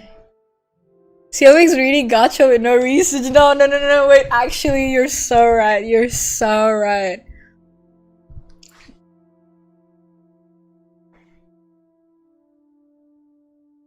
I think that's a very good catchphrase to kind of summarize it, for people to understand the concept easily. It's just like, it's a reading gacha. It's a reading gacha. Sometimes I get a fucking 6-star. Sometimes I get dog water 1-star copies that I have like 50s of in my inventory. Sort of a reminder in a way to not put people in those archetypes based on their background, profession, something similar. Yeah, and it's a reminder that like, people are people. People has lives and people has like stuff going on. you know? 1% of landing on a scandalous book. I fucking know. I fucking know. Gambling once in a while wouldn't hurt. Like, it has never hurt until that book showed up to my life. Yeah.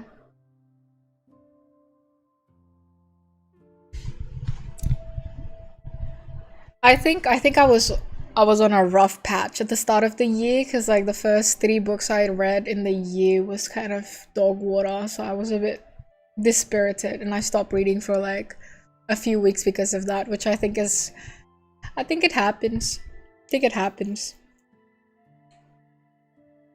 So I'm glad that like it's peak now. I'm on my peak reading era.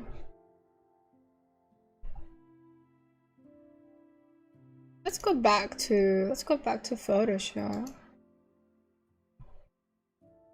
Let me see.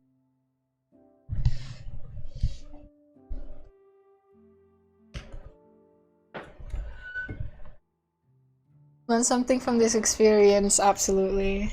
Absolutely.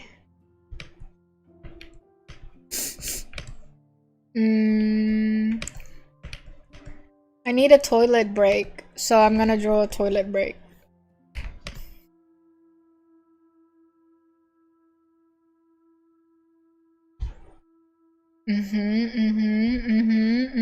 Nah.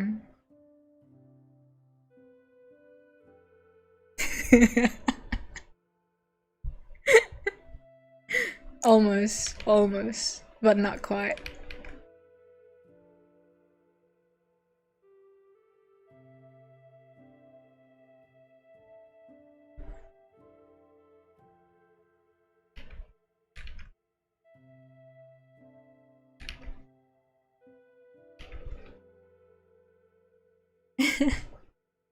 To go to sleep. Yeah, take care. Good night. Thanks for stopping by. Thanks for hanging out.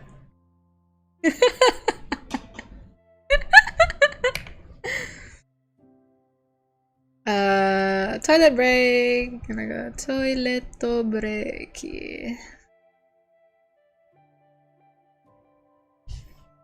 Have a good day. You too. Well, good night. Okay, I'll be right back. Minasan.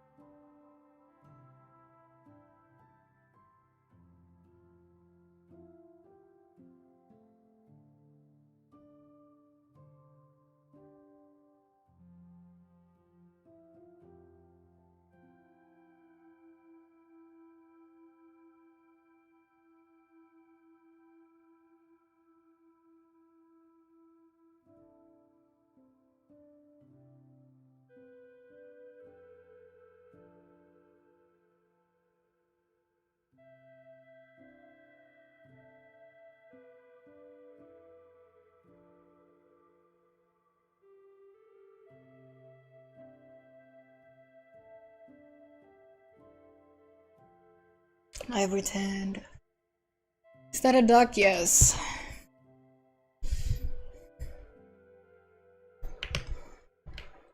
Oh yeah, I promised you to draw a birthday cake.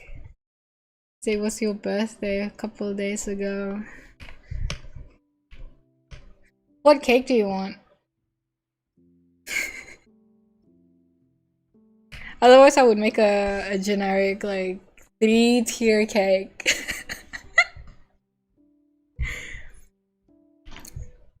like this is no, but this looks like a wedding cake.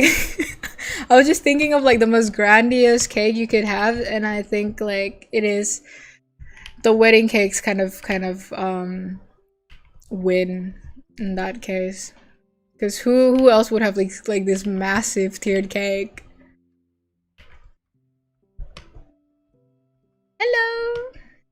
Hello. Hello. Ice cream, chocolate, and chips cake, please. Okay. I'm gonna scrap this wedding cake then. Actually, no way. No, actually, it wouldn't work.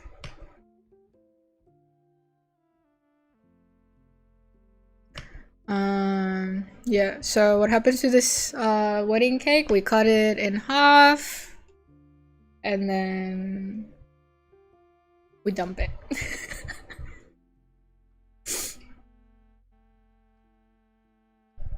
2-tier makes it a birthday cake. 3 makes it a wedding cake. What does 4 make? Good question. Okay, ice cream chocolate chips cake. Trying to think. Would that just look like a regular cake? I know crepe cake.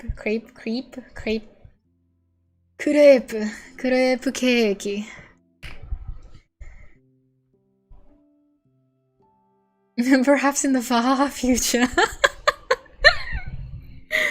If that happens, we'll bring it back.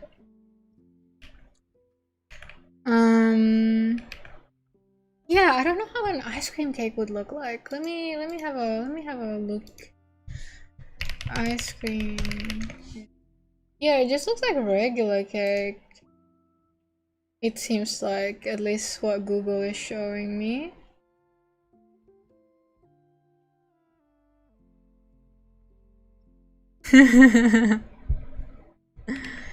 I'll do the crepe cake.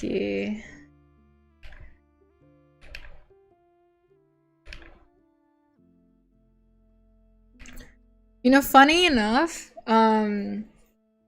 this crepe cake is also the same cake type that I got in New York. Like when I was visiting, my uncle got me this.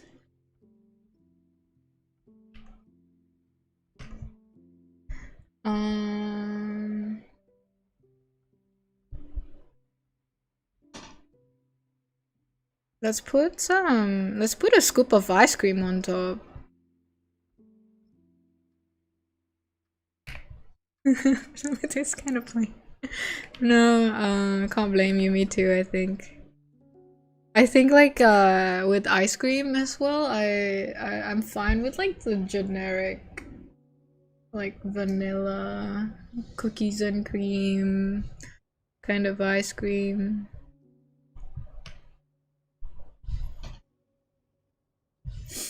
I'm not sure. I don't think I would remember. It's been like 5 years. But it was like in the city center, I think, and it was pretty dark. That sounds so shady, but like I think it was in a dark building.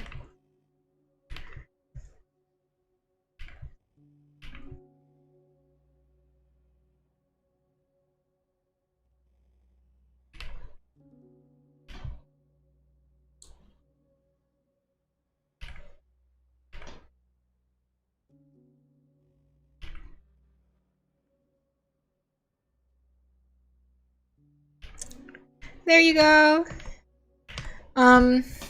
We're not sponsored yet, so we only have a slice. I spent all my money on the wedding cake. But enjoy. Happy birthday again. I'll give you a spoon. Or a fork. Maybe a fork. Because you need to, like, pierce through it.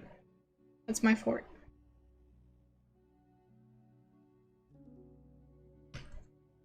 Yahoo! You know, adding sparkle makes it look a bit fancier. You see, like, before sparkle? Oh, after sparkle. Fancy.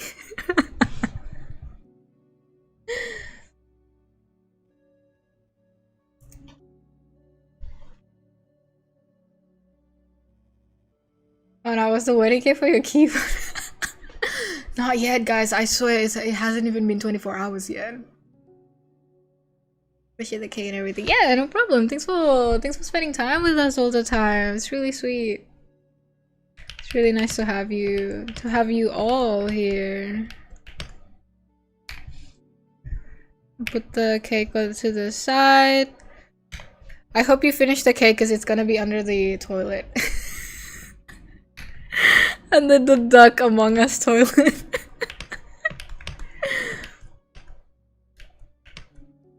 A candle, maybe? I can add a candle. Weep. Weep. Weep. The candle grows longer each time. Ta-da!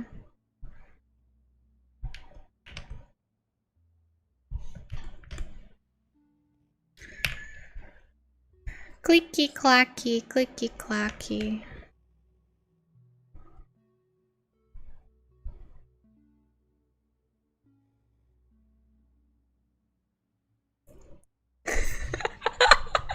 Toilet cake is better than nothing.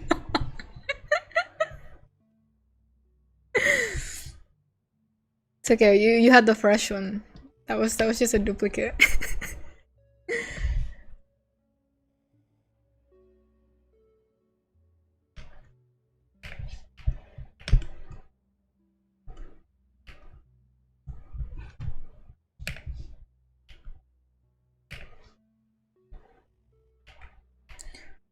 You know, I have to cut some stickers for tomorrow, for the art market tomorrow.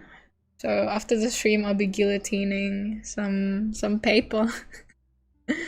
That'd be my agenda today. So I'll be guillotining and also packing up so I can go to the market tomorrow.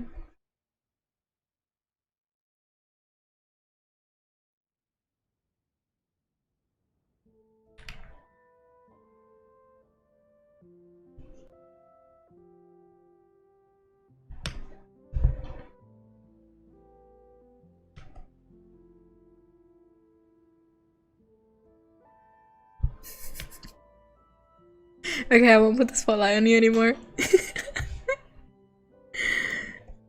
okay, we can move on.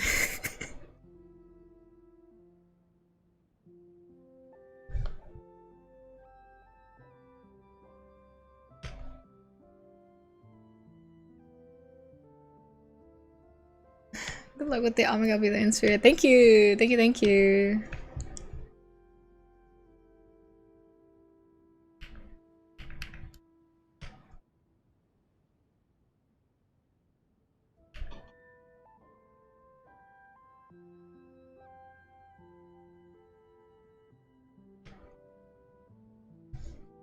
They have art books ready? No, that one is for the market in July. So I have at least until mid of June to get it done. So I'll start working on it after this market. Yeah, I saw your story. Oh, thank you.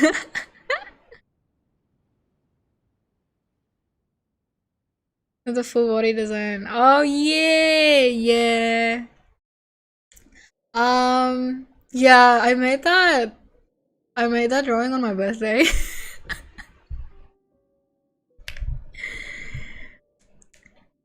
It was, yeah, I was like, I had a quiet birthday this year, so I just spent like the day at home and then I drew.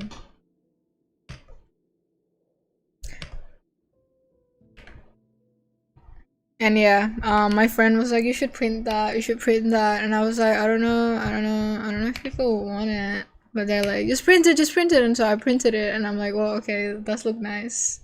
Print it.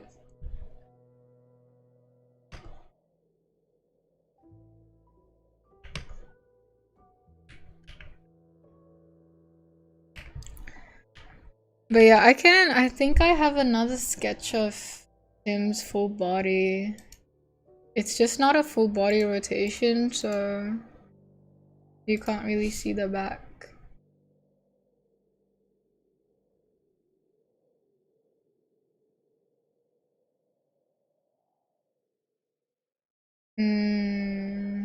The file is like somewhere.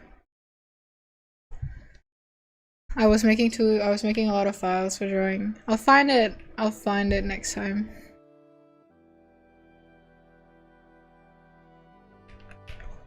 Yeah.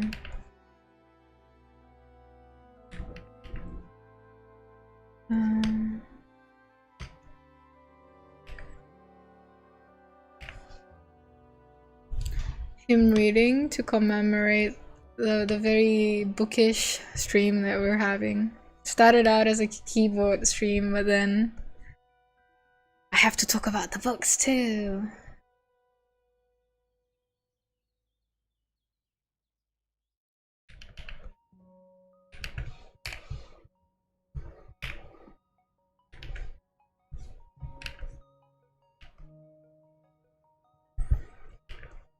Also, guys, this weekend, new video.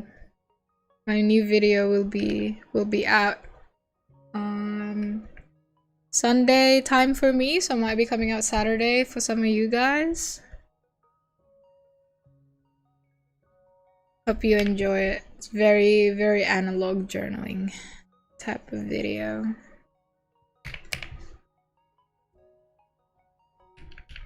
Maybe I can make the book a little bit bigger, actually.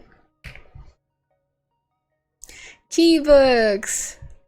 That is exactly it. Perfect summary right there.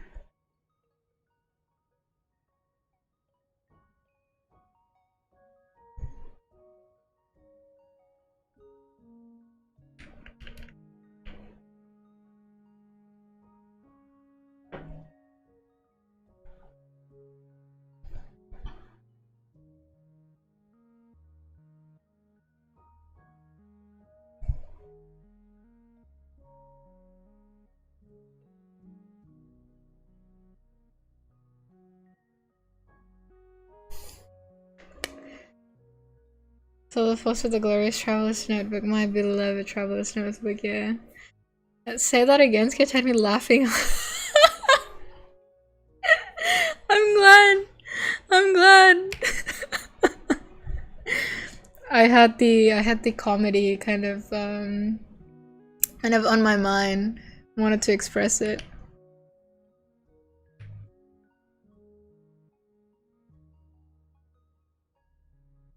It's such a nice day. Yay! The new video is gonna be, without spoiling too much, gonna be about journaling. Analog journaling.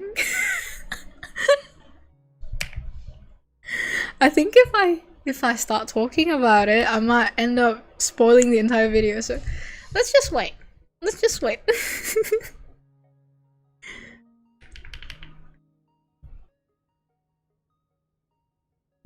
Considering how yappy I feel like today, I might end up yapping about it too much.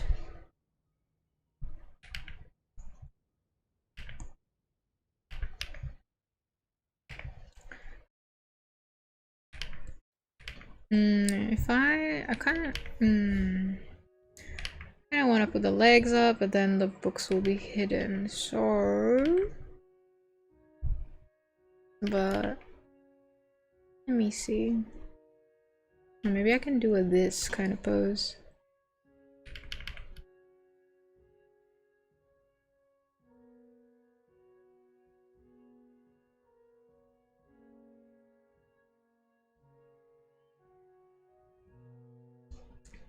Reenact the video. Oh, I can't.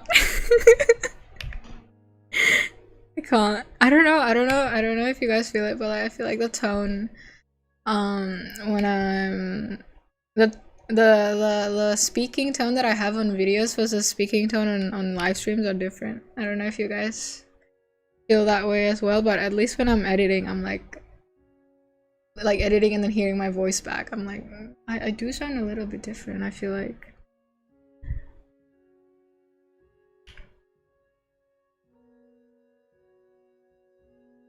Wow, so you wrote the script, recite the entire video on the stream right now.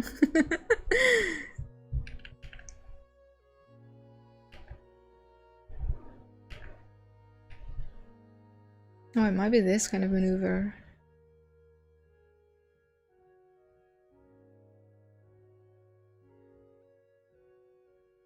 Crazy foreshortening action.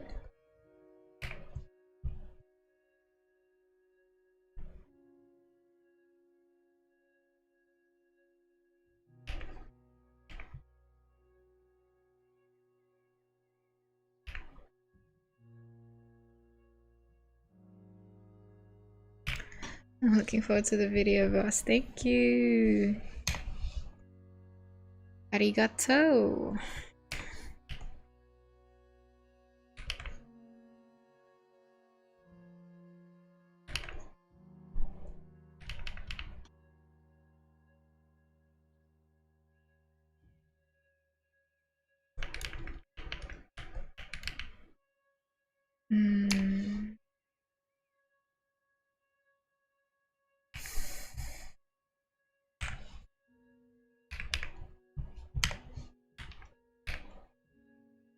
Can you guys hear the keyboard clicking when it's like drawing?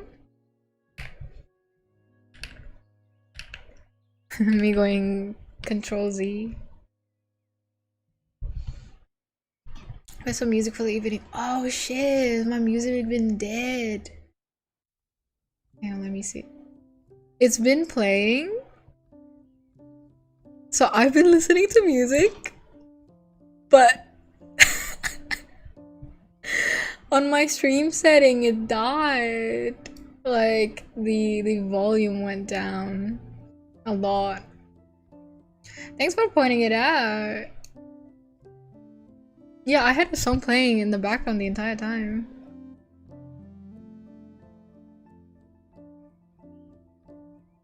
It's like a fun time now for whenever you're reading. Oh shit, you're right. You're so right. Advocate of reusing assets. Thought it was raining outside, so it was a brand new keyboard with raindrop clags. Stop, guys. It does sound really nice. Speaking of which, it's like raining for the entire week in Sydney. It's almost like they're welcoming rainy.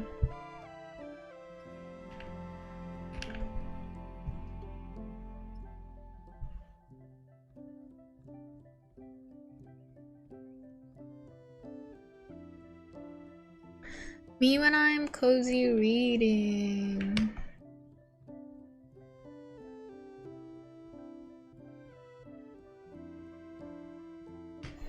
Kelly work is always having the streamer on speakerphone. Awesome, awesome. Yeah, I think it would be too faint from phone. I got wait, I am hungry. Let me grab a banana. I have a banana.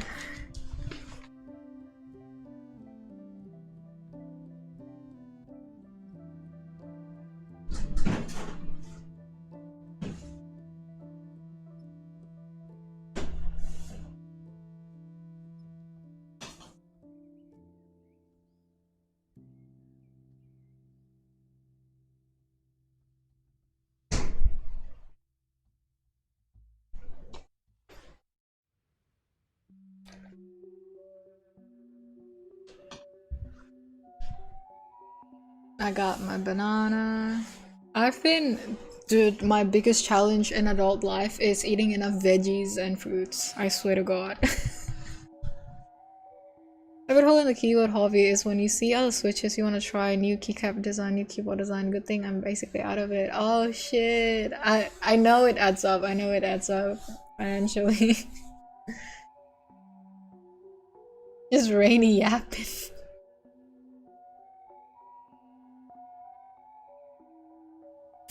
Thanks, so that's good. She said.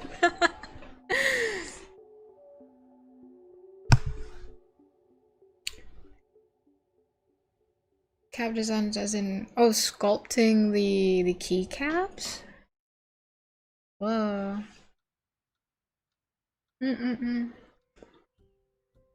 Oh, this banana's cold. So cold. You know what? It's for the best. I kept the banana in the fridge because I didn't want it to go bad. I didn't expect it to be this cold though. It feels like I'm eating ice cream, I'm not gonna lie. Cold banana is just ice cream.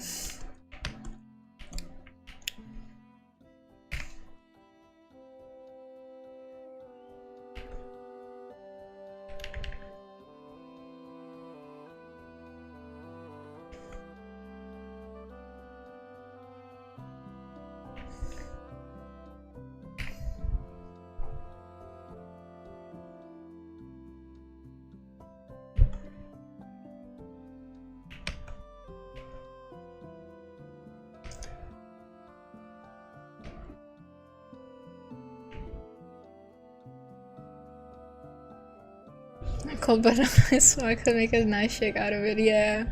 Also, I saw that like it's a crazy recipe where you have like a banana juice sort of, and you mix it in your coffee. That was crazy. I'll try it someday, but not now.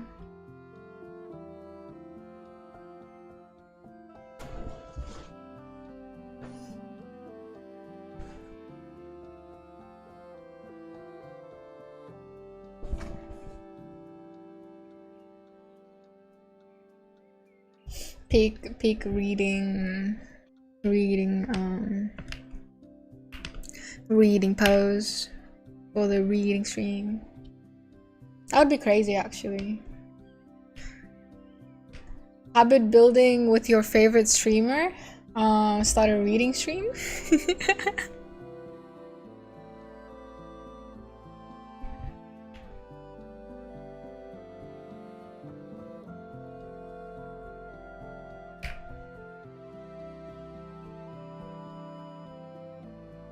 Banana coffee suddenly sounds like a drink.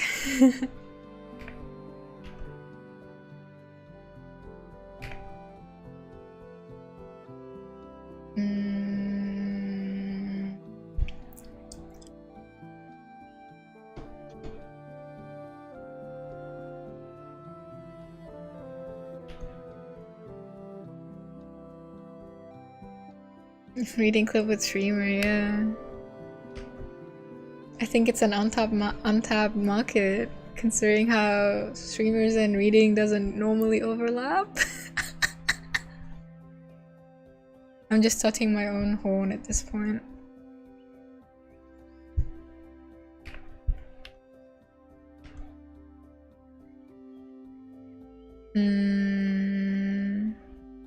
I don't know if I can do this because this pose is hard. I need to visualize it. That's a bit tricky in my mind.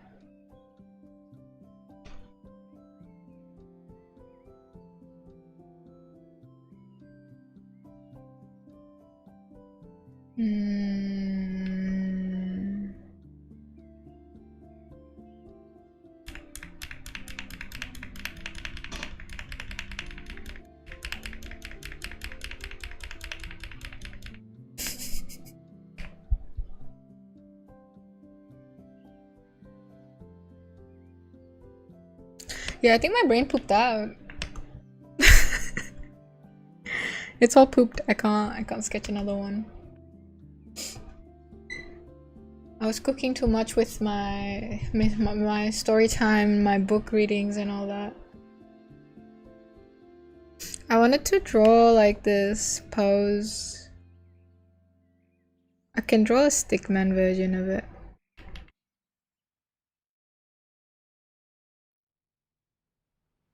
Of like reading, kind of like that, because I do that sometimes. Breakdancing him, perhaps, maybe not today. I think my drawing brain cells has shut down.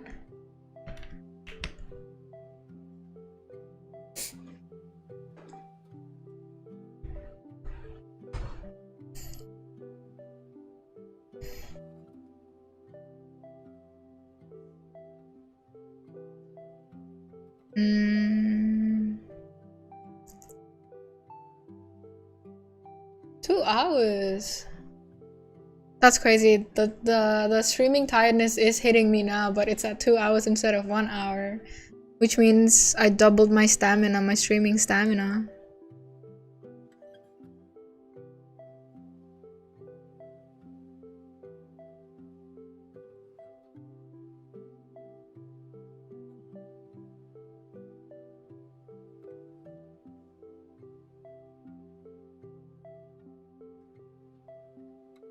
I need to ask keyword beside him.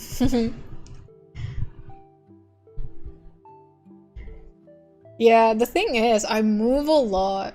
Like, I can't sit still unless I'm working. So like when I'm working on my desk, yeah, I can sit down for like an hour and such. But when I'm like lying on the bed, I rotate every like 10 minutes. year from now, we'll be able to shoot 12-hour streams. I don't think I want to do that. Not gonna lie, 12 hours sounds a bit crazy. That means like 12 toilet breaks, guys. Your chances of seeing Among Us instead of Duck will essentially what even is that, like 12 times more, basically, is what I'm trying to say.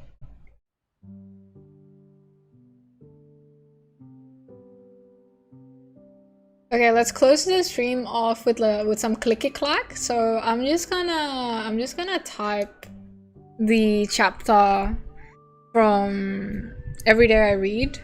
So the chapter that mentions Paul Auster. And yeah, it's not that long, but I'll type it. And then we can listen to Rain, and then we leave the stream in a rainy note.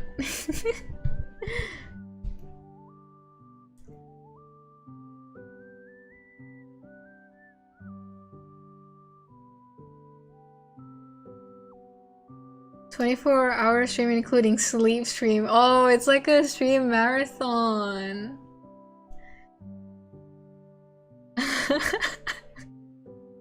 I don't know how they do it though, like when they stream for multiple days and like they sleep on stream. I don't know if I can do that. What was our stream yapping about books, drawing advice, theory, and shadows pushes? Dude, I think my brain would be too pooped. Like those are all brain intensive stuff. I think if that ever happens, I would just be like, what even is like a brain dead game that you can play without thinking much? Whatever. I'll be playing Mario Kart. I'll just be playing Mario Kart.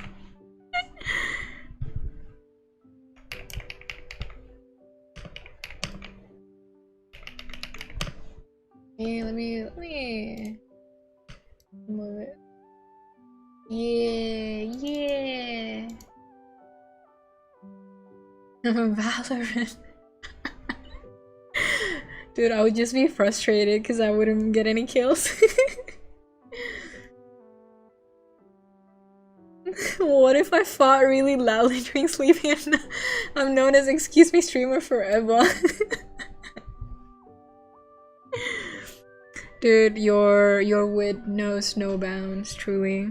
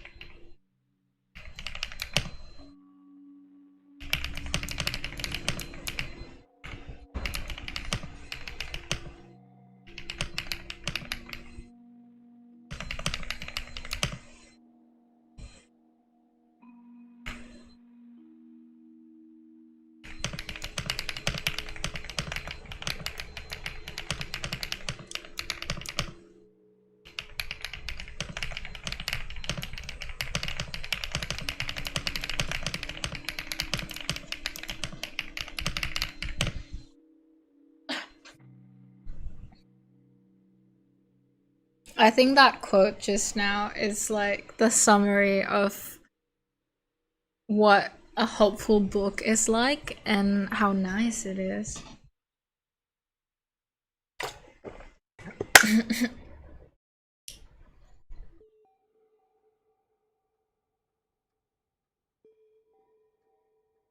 But yesterday's friends, so how so the PC keeps restarting. Oh shit.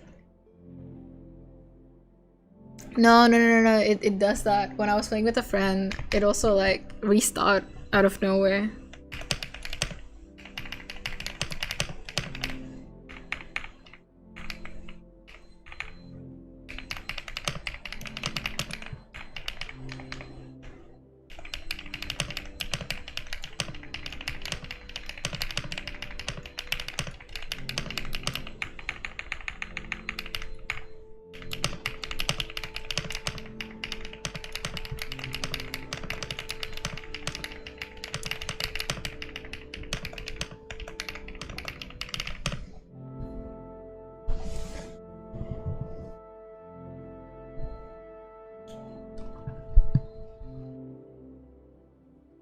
I was looking for a quiet place to die. Despite its bleak opening line, the book never loses its sense of hope, and that's why I ended up falling for this book. And Paul Auster. Me when I loved Huang Borun because her book is hopeful and you can trace it back to her interest in hopeful books. Oh my god, I feel like the world is connected. It's so nice.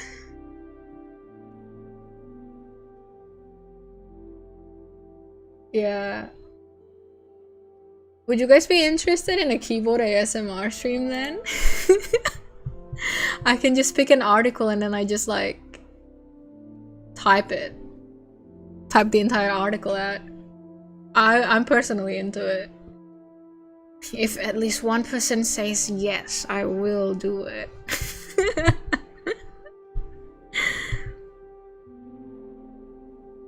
I think it'll be fun. Yippee writing!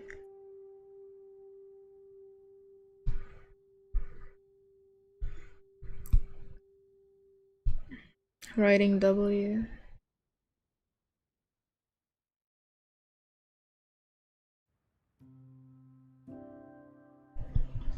That'd be kind of fun to listen to. Yeah. I think more or less is a keyboard ASMR stream already, yeah.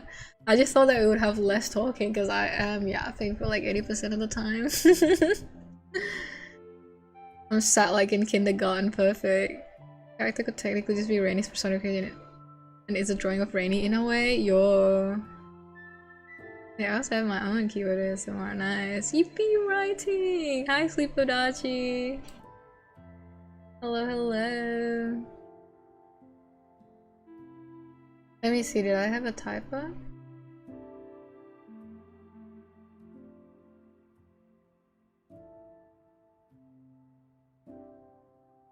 That's crazy. I don't see a typo. Either I don't see a typo or I'm blind.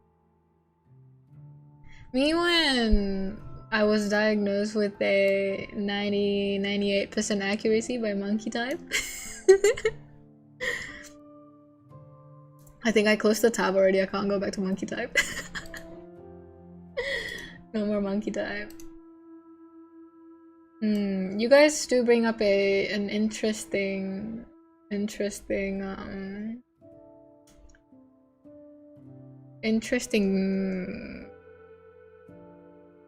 topic. I'm intrigued as to how to anthropomorphize a keyboard. I need to anthro Rainy.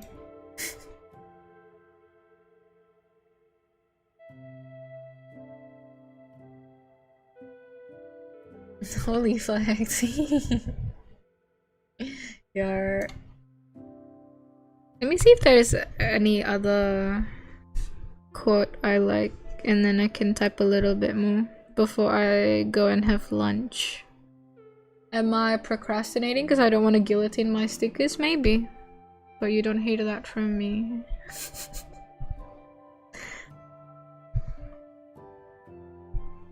Which chapter did I like? I'm pretty sure I have some chapters I like. Oh yeah, I like this one, I think.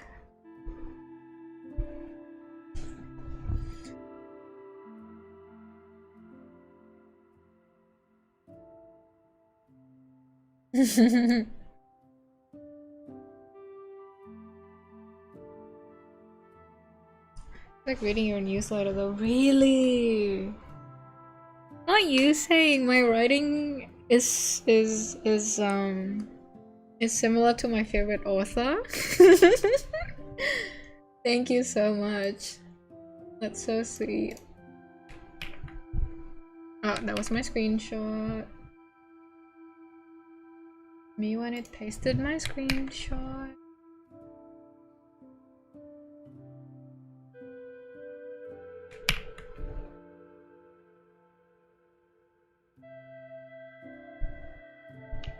This chapter is called Read Slowly.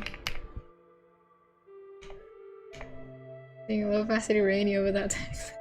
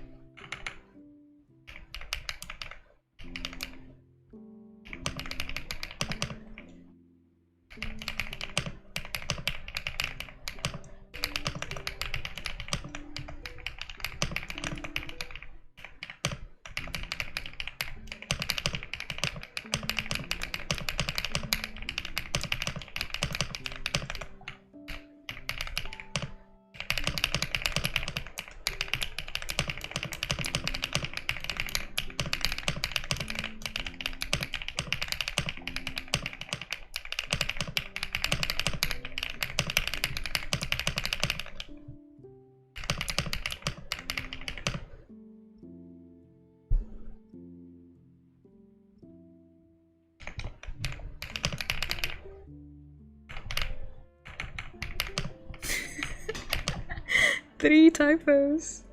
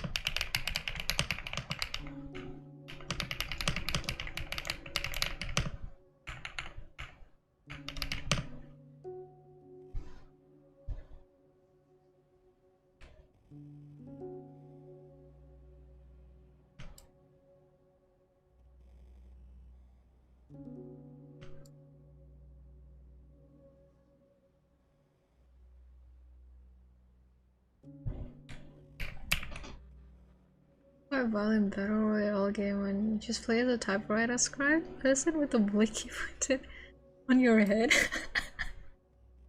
I'll go look for it. I'll see how how that looks.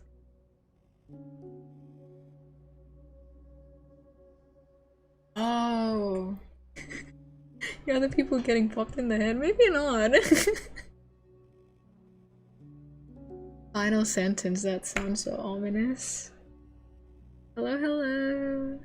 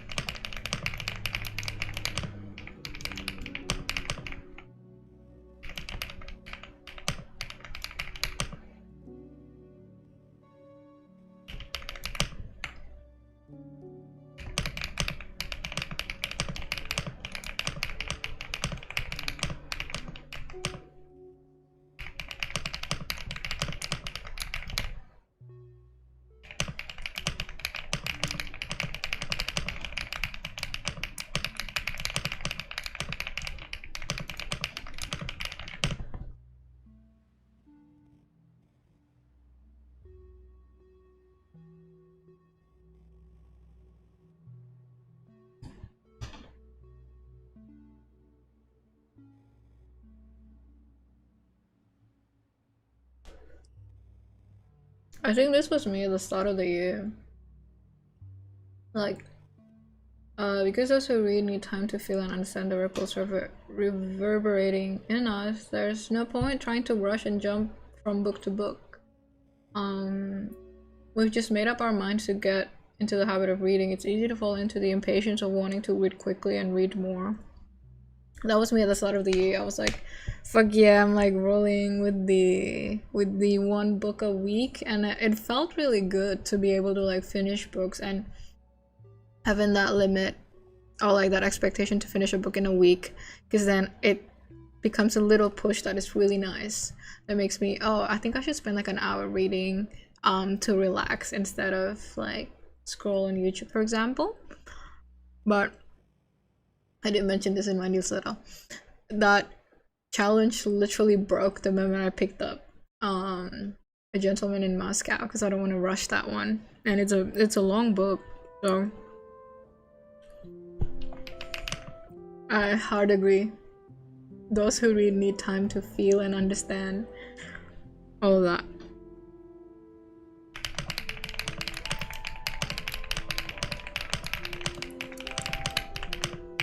And yeah, ultimately I feel like I find that it's more important for me to enjoy and feel the books that I read rather than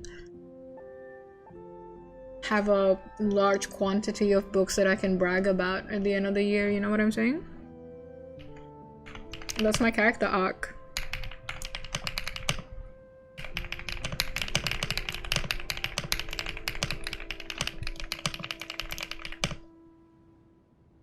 The chase of efficiency, and I think it's ruining people's ability to enjoy things. That is a video title.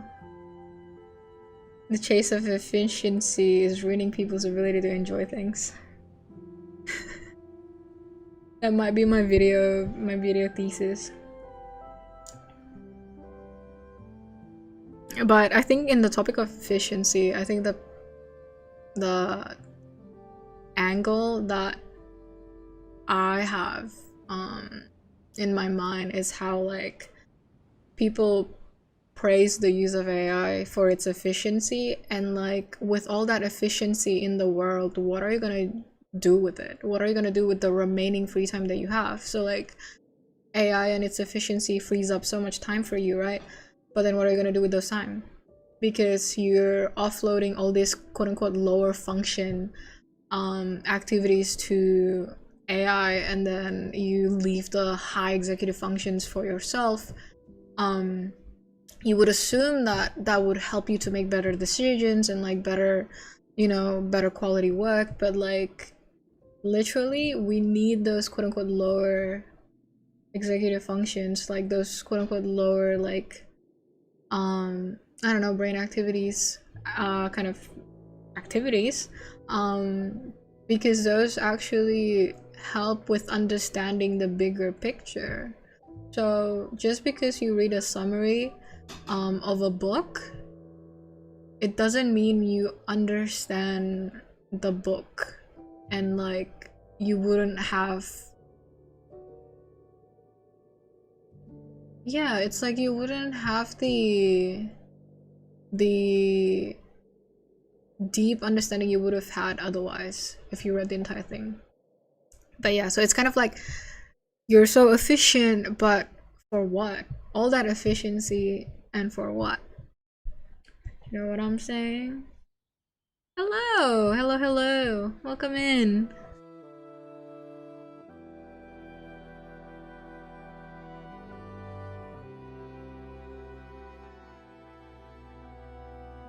Yes, I'm glad you agree, bro. You and I against the efficiency of the world.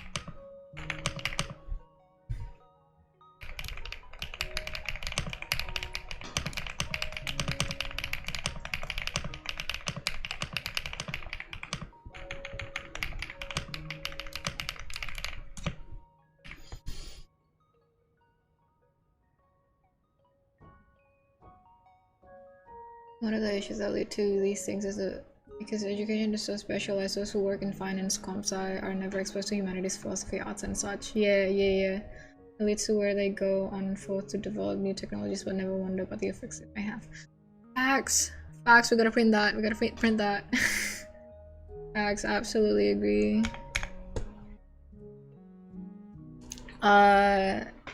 Dead Poet Society should be a required watch for literally everyone.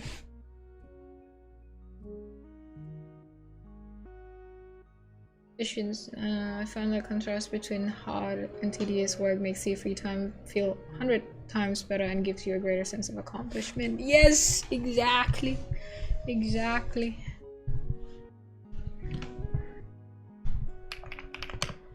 You guys are spitting facts.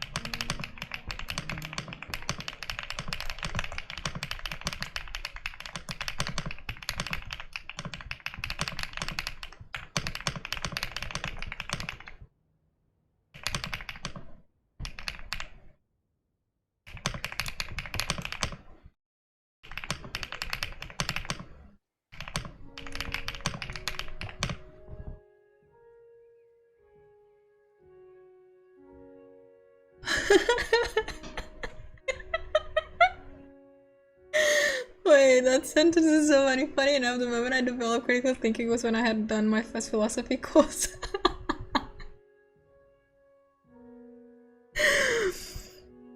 It's like you gain consciousness. Oh, I wonder when I gain consciousness too. Fuck, there's a fly! Get away from my banana! Let my banana be.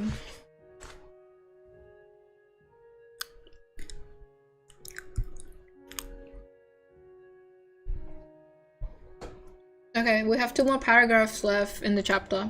I need to make a new page.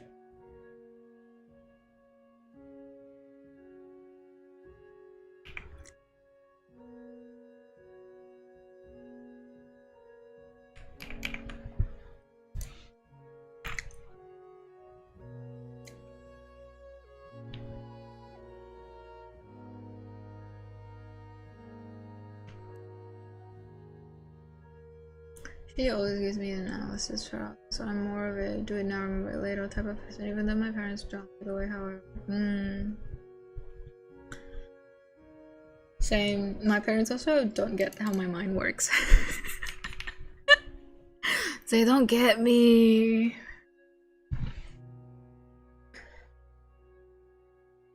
Also, I think I should bring it up. I have a very shit memory. Like, ever since school.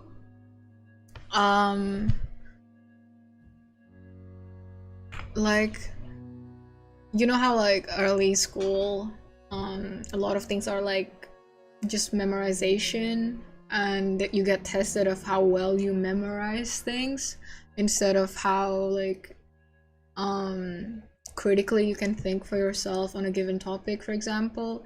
And like, I feel like I've always been more of a,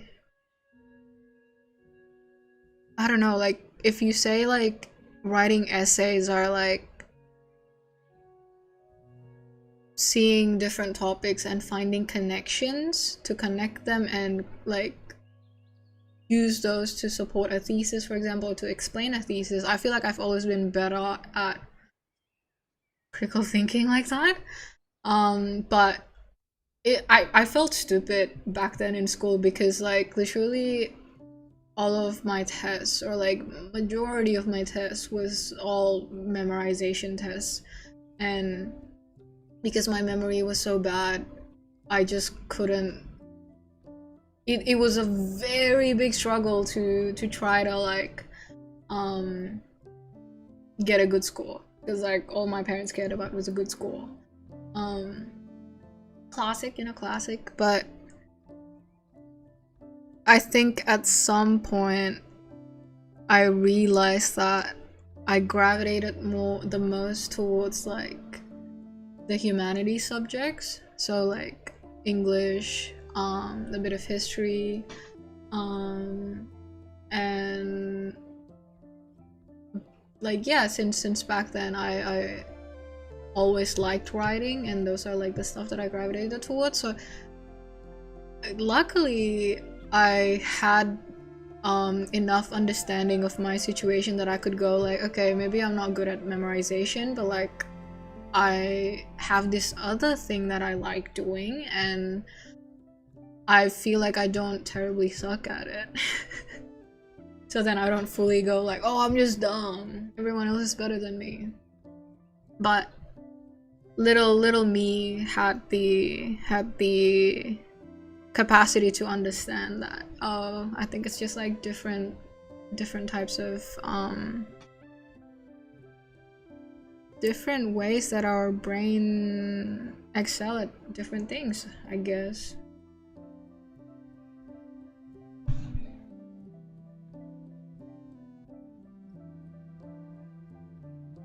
Yeah, it feels like it's all about questioning fundamental how our world works and why that's why you can your own inspiration. Yeah, I kind of get that. I have one book that I picked up in high school that I haven't fully finished reading. I'm gonna be fucking for real, but it's called A Little History of Philosophy. I do want to pick it back up. So, Easily stressed from memorization activities then. Yeah. Alright. Not trying to glaze or anything, but your videos also change. Dude, thank you. Thank you, I'm so glad to hear that. I keep pursuing my dreams, dude. Much love, thank you. It's really sweet. Thank you, thank you.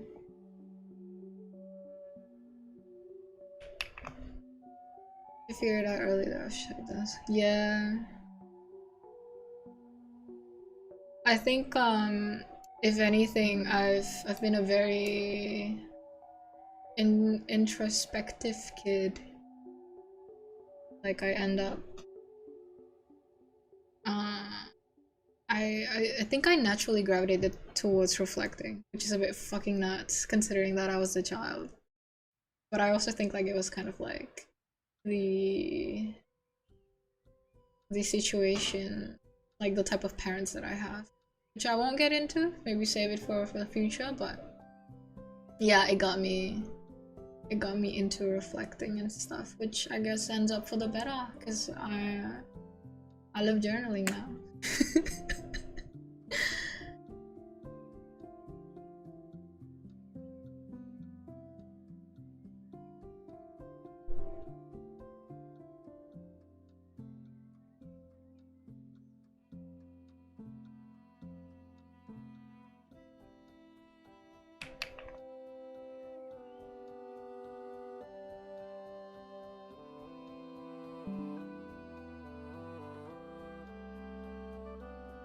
Hello, hello, hello.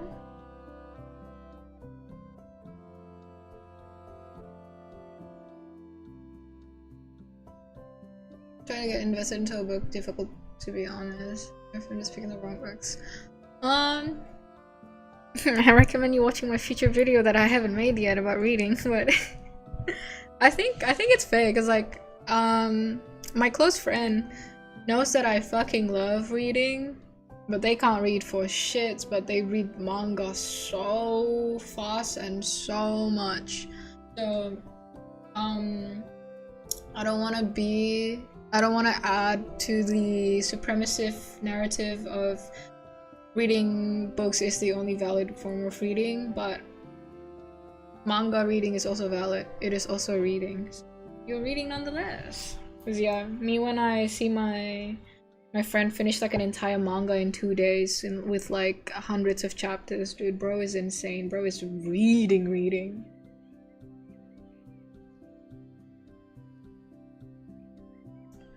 There is a bunch of oh yeah, I can see how philosophy like adds up, like builds on top of each other so much that it might get confusing.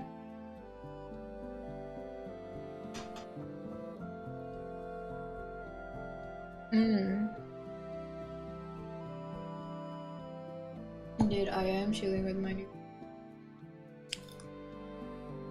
Oh, Goodbye Airy! I like Goodbye Airy. I like that one. I think I have a copy here somewhere. Somewhere in my bookshelf.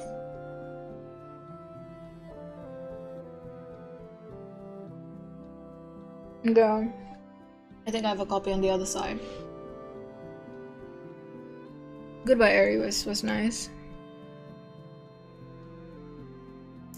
But yeah, I feel like my memory is shit and it extends to like actual event memories, like recent memories, not just education memories.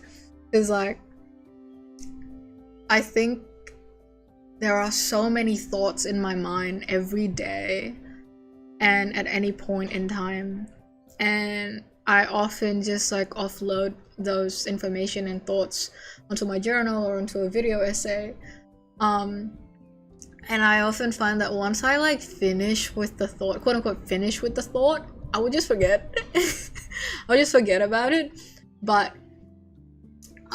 similar to like a point in the book in Every Day I Read, even though you don't remember like what the book was about, for example, it still changed you. So I'm like, that's validating enough for me. So even if I forget something I've said before, or like a concept that I like could easily explain before, I feel like it's okay to forget, because I feel like who I am now is still built on top of that.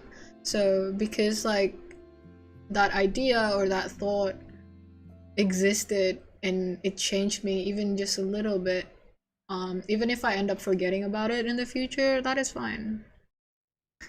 Yeah, I could imagine like if I like one day when I have made like, for example, like 50 video essays on YouTube, I would most likely have forgotten like a few of my videos. I'd be like, oh, did I make that? If that day ever comes, you guys have been warned. You would see it coming.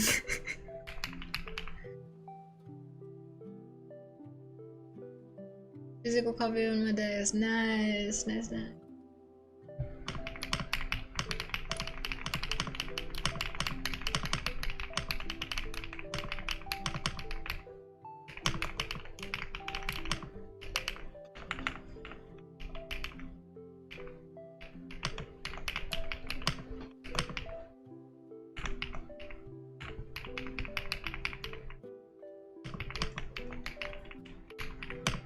For all my walkers out there, people who love walking, there's a recommendation in the book.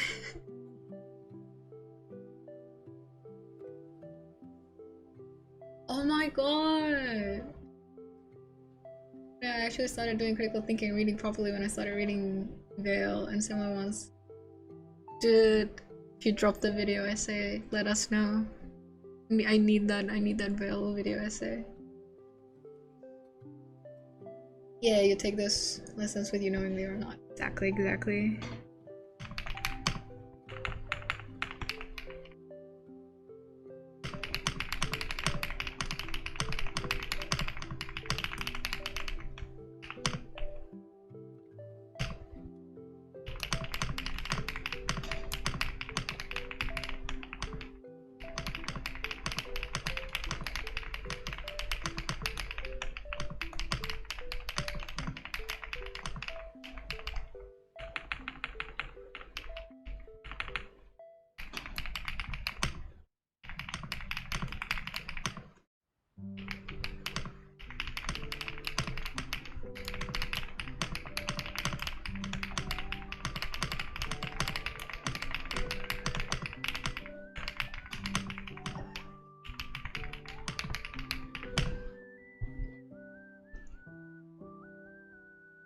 It's pretty humbling to know that memory can be solved. Things in vivid detail like events and them and having to recall specific things. Yeah. It do be selective weirdly, yeah.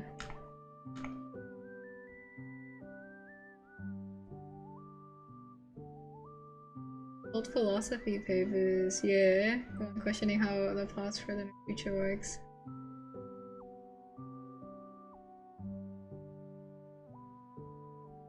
Of the Zen of motorcycle maintenance. Wait, that sounds crazy. Let me look at let me look it up. Let me look at that up.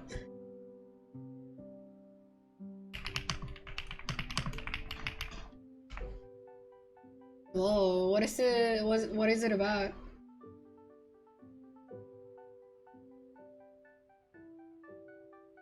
I'm seeing from Wikipedia, it is a work of fictionalized autobiography, becoming an instant bestseller. Okay. Thanks, Wiki. The concept of quality, that sounds cool.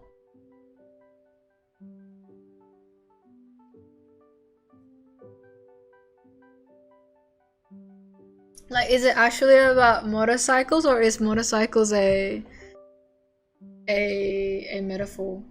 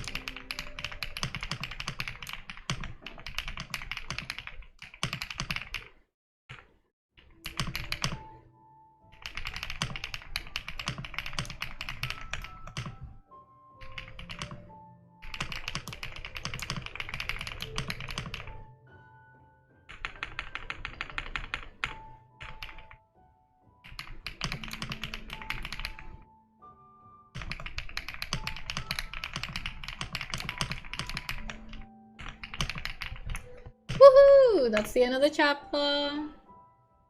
See, it's pretty short. So this book is really like, oh, I wanted to zoom out. Yeah, so this book is like really friendly to read as well. Yeah, like it's just like what, 1, 2, 3, 4, 5, 6, 7, 8 paragraphs for a chapter. Short and sweet. I would imagine like the book is very thin. A frame narrative of a father-son journeying by motorcycle. Yeah. Oh, cool. Yeah. Maintenance of the soul is there. Sleep but meaningful. Yo, okay, I am adding that to my my reading list. Kino's journey. Oh shit! I fucking love Hermes, bro. There's so many books I don't know how to keep up. Okay, I guess it's time to start that reading stream so we could all start reading all those recommendations. No, but I think I should rewatch Kino as an adult because I watched Kino when I was younger and I don't think I understood what was happening. I just thought that Hermes was hot.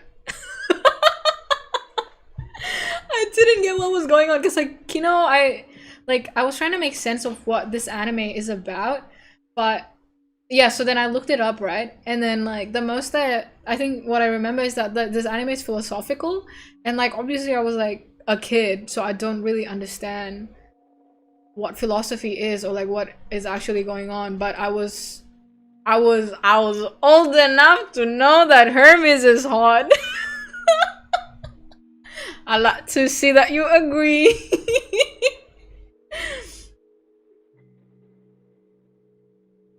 Dude,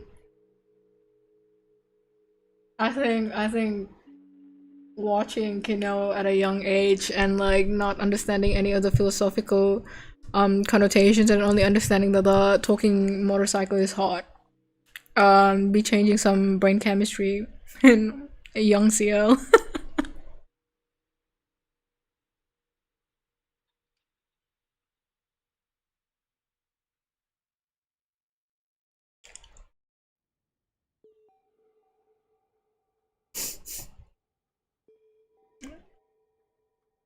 Maybe one day I'll return to the anime.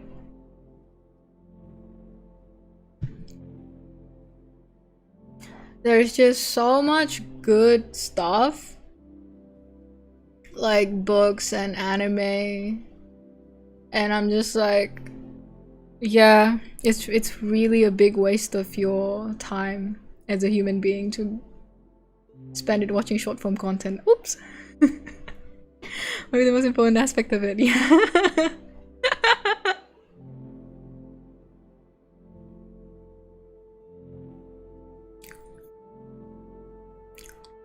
I am so happy when like people show up to my streams because like I don't always talk about anime and like I don't draw fan art as well, so it's like not very obvious that I know a lot of anime. And I'm very happy to be able to like jump scare everyone with my knowledge of anime out of context. I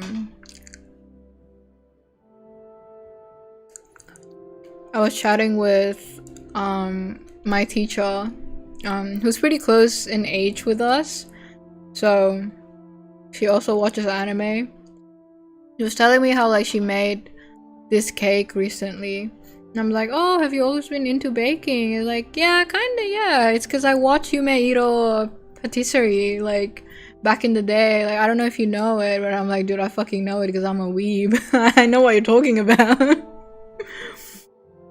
I know exactly which anime you're referring to. Boss's Base, thank you. Yeah, come in March. Yeah, March comes in like a lion. Favorite anime of all time. Lotus, if you like take in my recommendations and like actually like go through them one day, you would realize what I mean by I love things that are hopeful. Because Much Comes In Like a Lion is also a very hopeful a very hopeful anime. It reads like, it watches like a book. So it's very fitting to be one of my favorite anime of all time too. Guys, we hit 3 hours. This is fucking crazy. This has never happened before. I'm yapping for 3 hours. It kind of shows, like, talking about books is what truly gets me.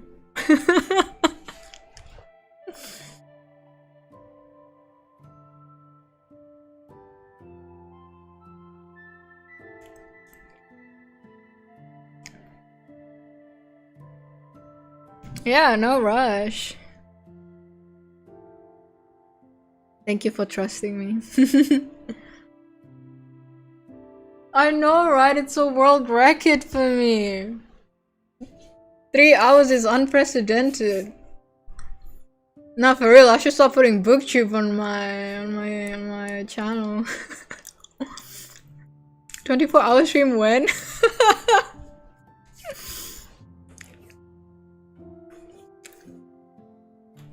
I don't know if I'm ready to fold yet, because I just said I don't think I can do that.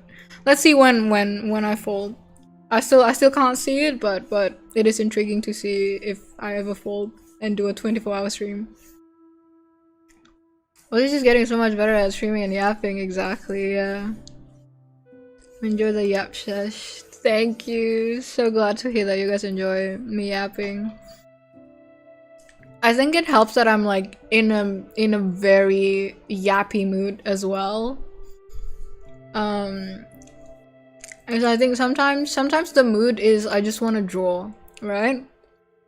But I think today it just so happens to be a yappy mood paired with a lot of book talking equals 3-hour stream of yapping.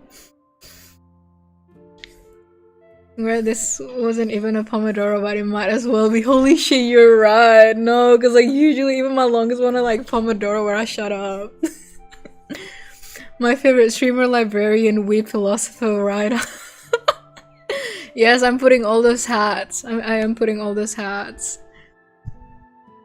This is beautiful. Thank you so much for enjoying my yapping, guys. This is very validating.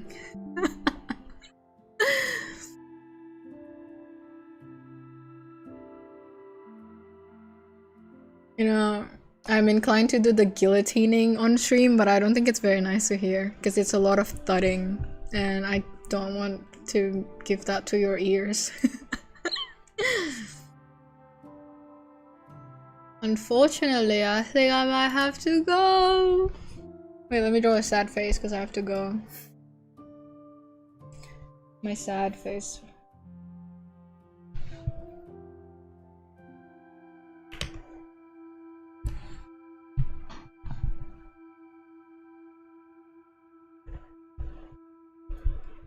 Really, do I ever get 2 years? So much recognition, some maxing of philosophy. Yeah.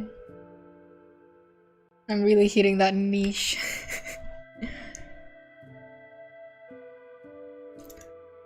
Should I read more these days? Yeah, reading is very nice. I'm seeing more and more reason to make that video about reading soon.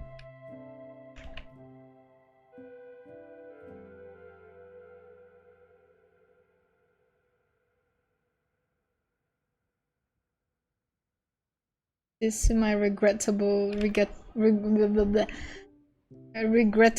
having to go and do other things phase. But dare not to see papers being executed. It is quite a violent and disheartening process. Thank you for the calming stream. Dude, you call me calming? That's awesome. That's so awesome.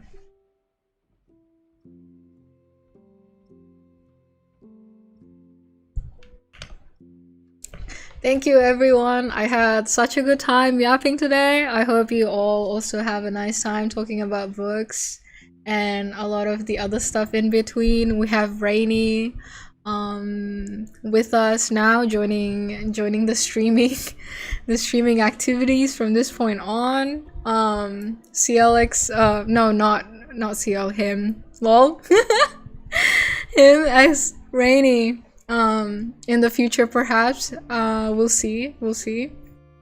But yeah, thank you so much for spending time with me, guys. Thank you again for the peak vibes, as usual. You guys are awesome.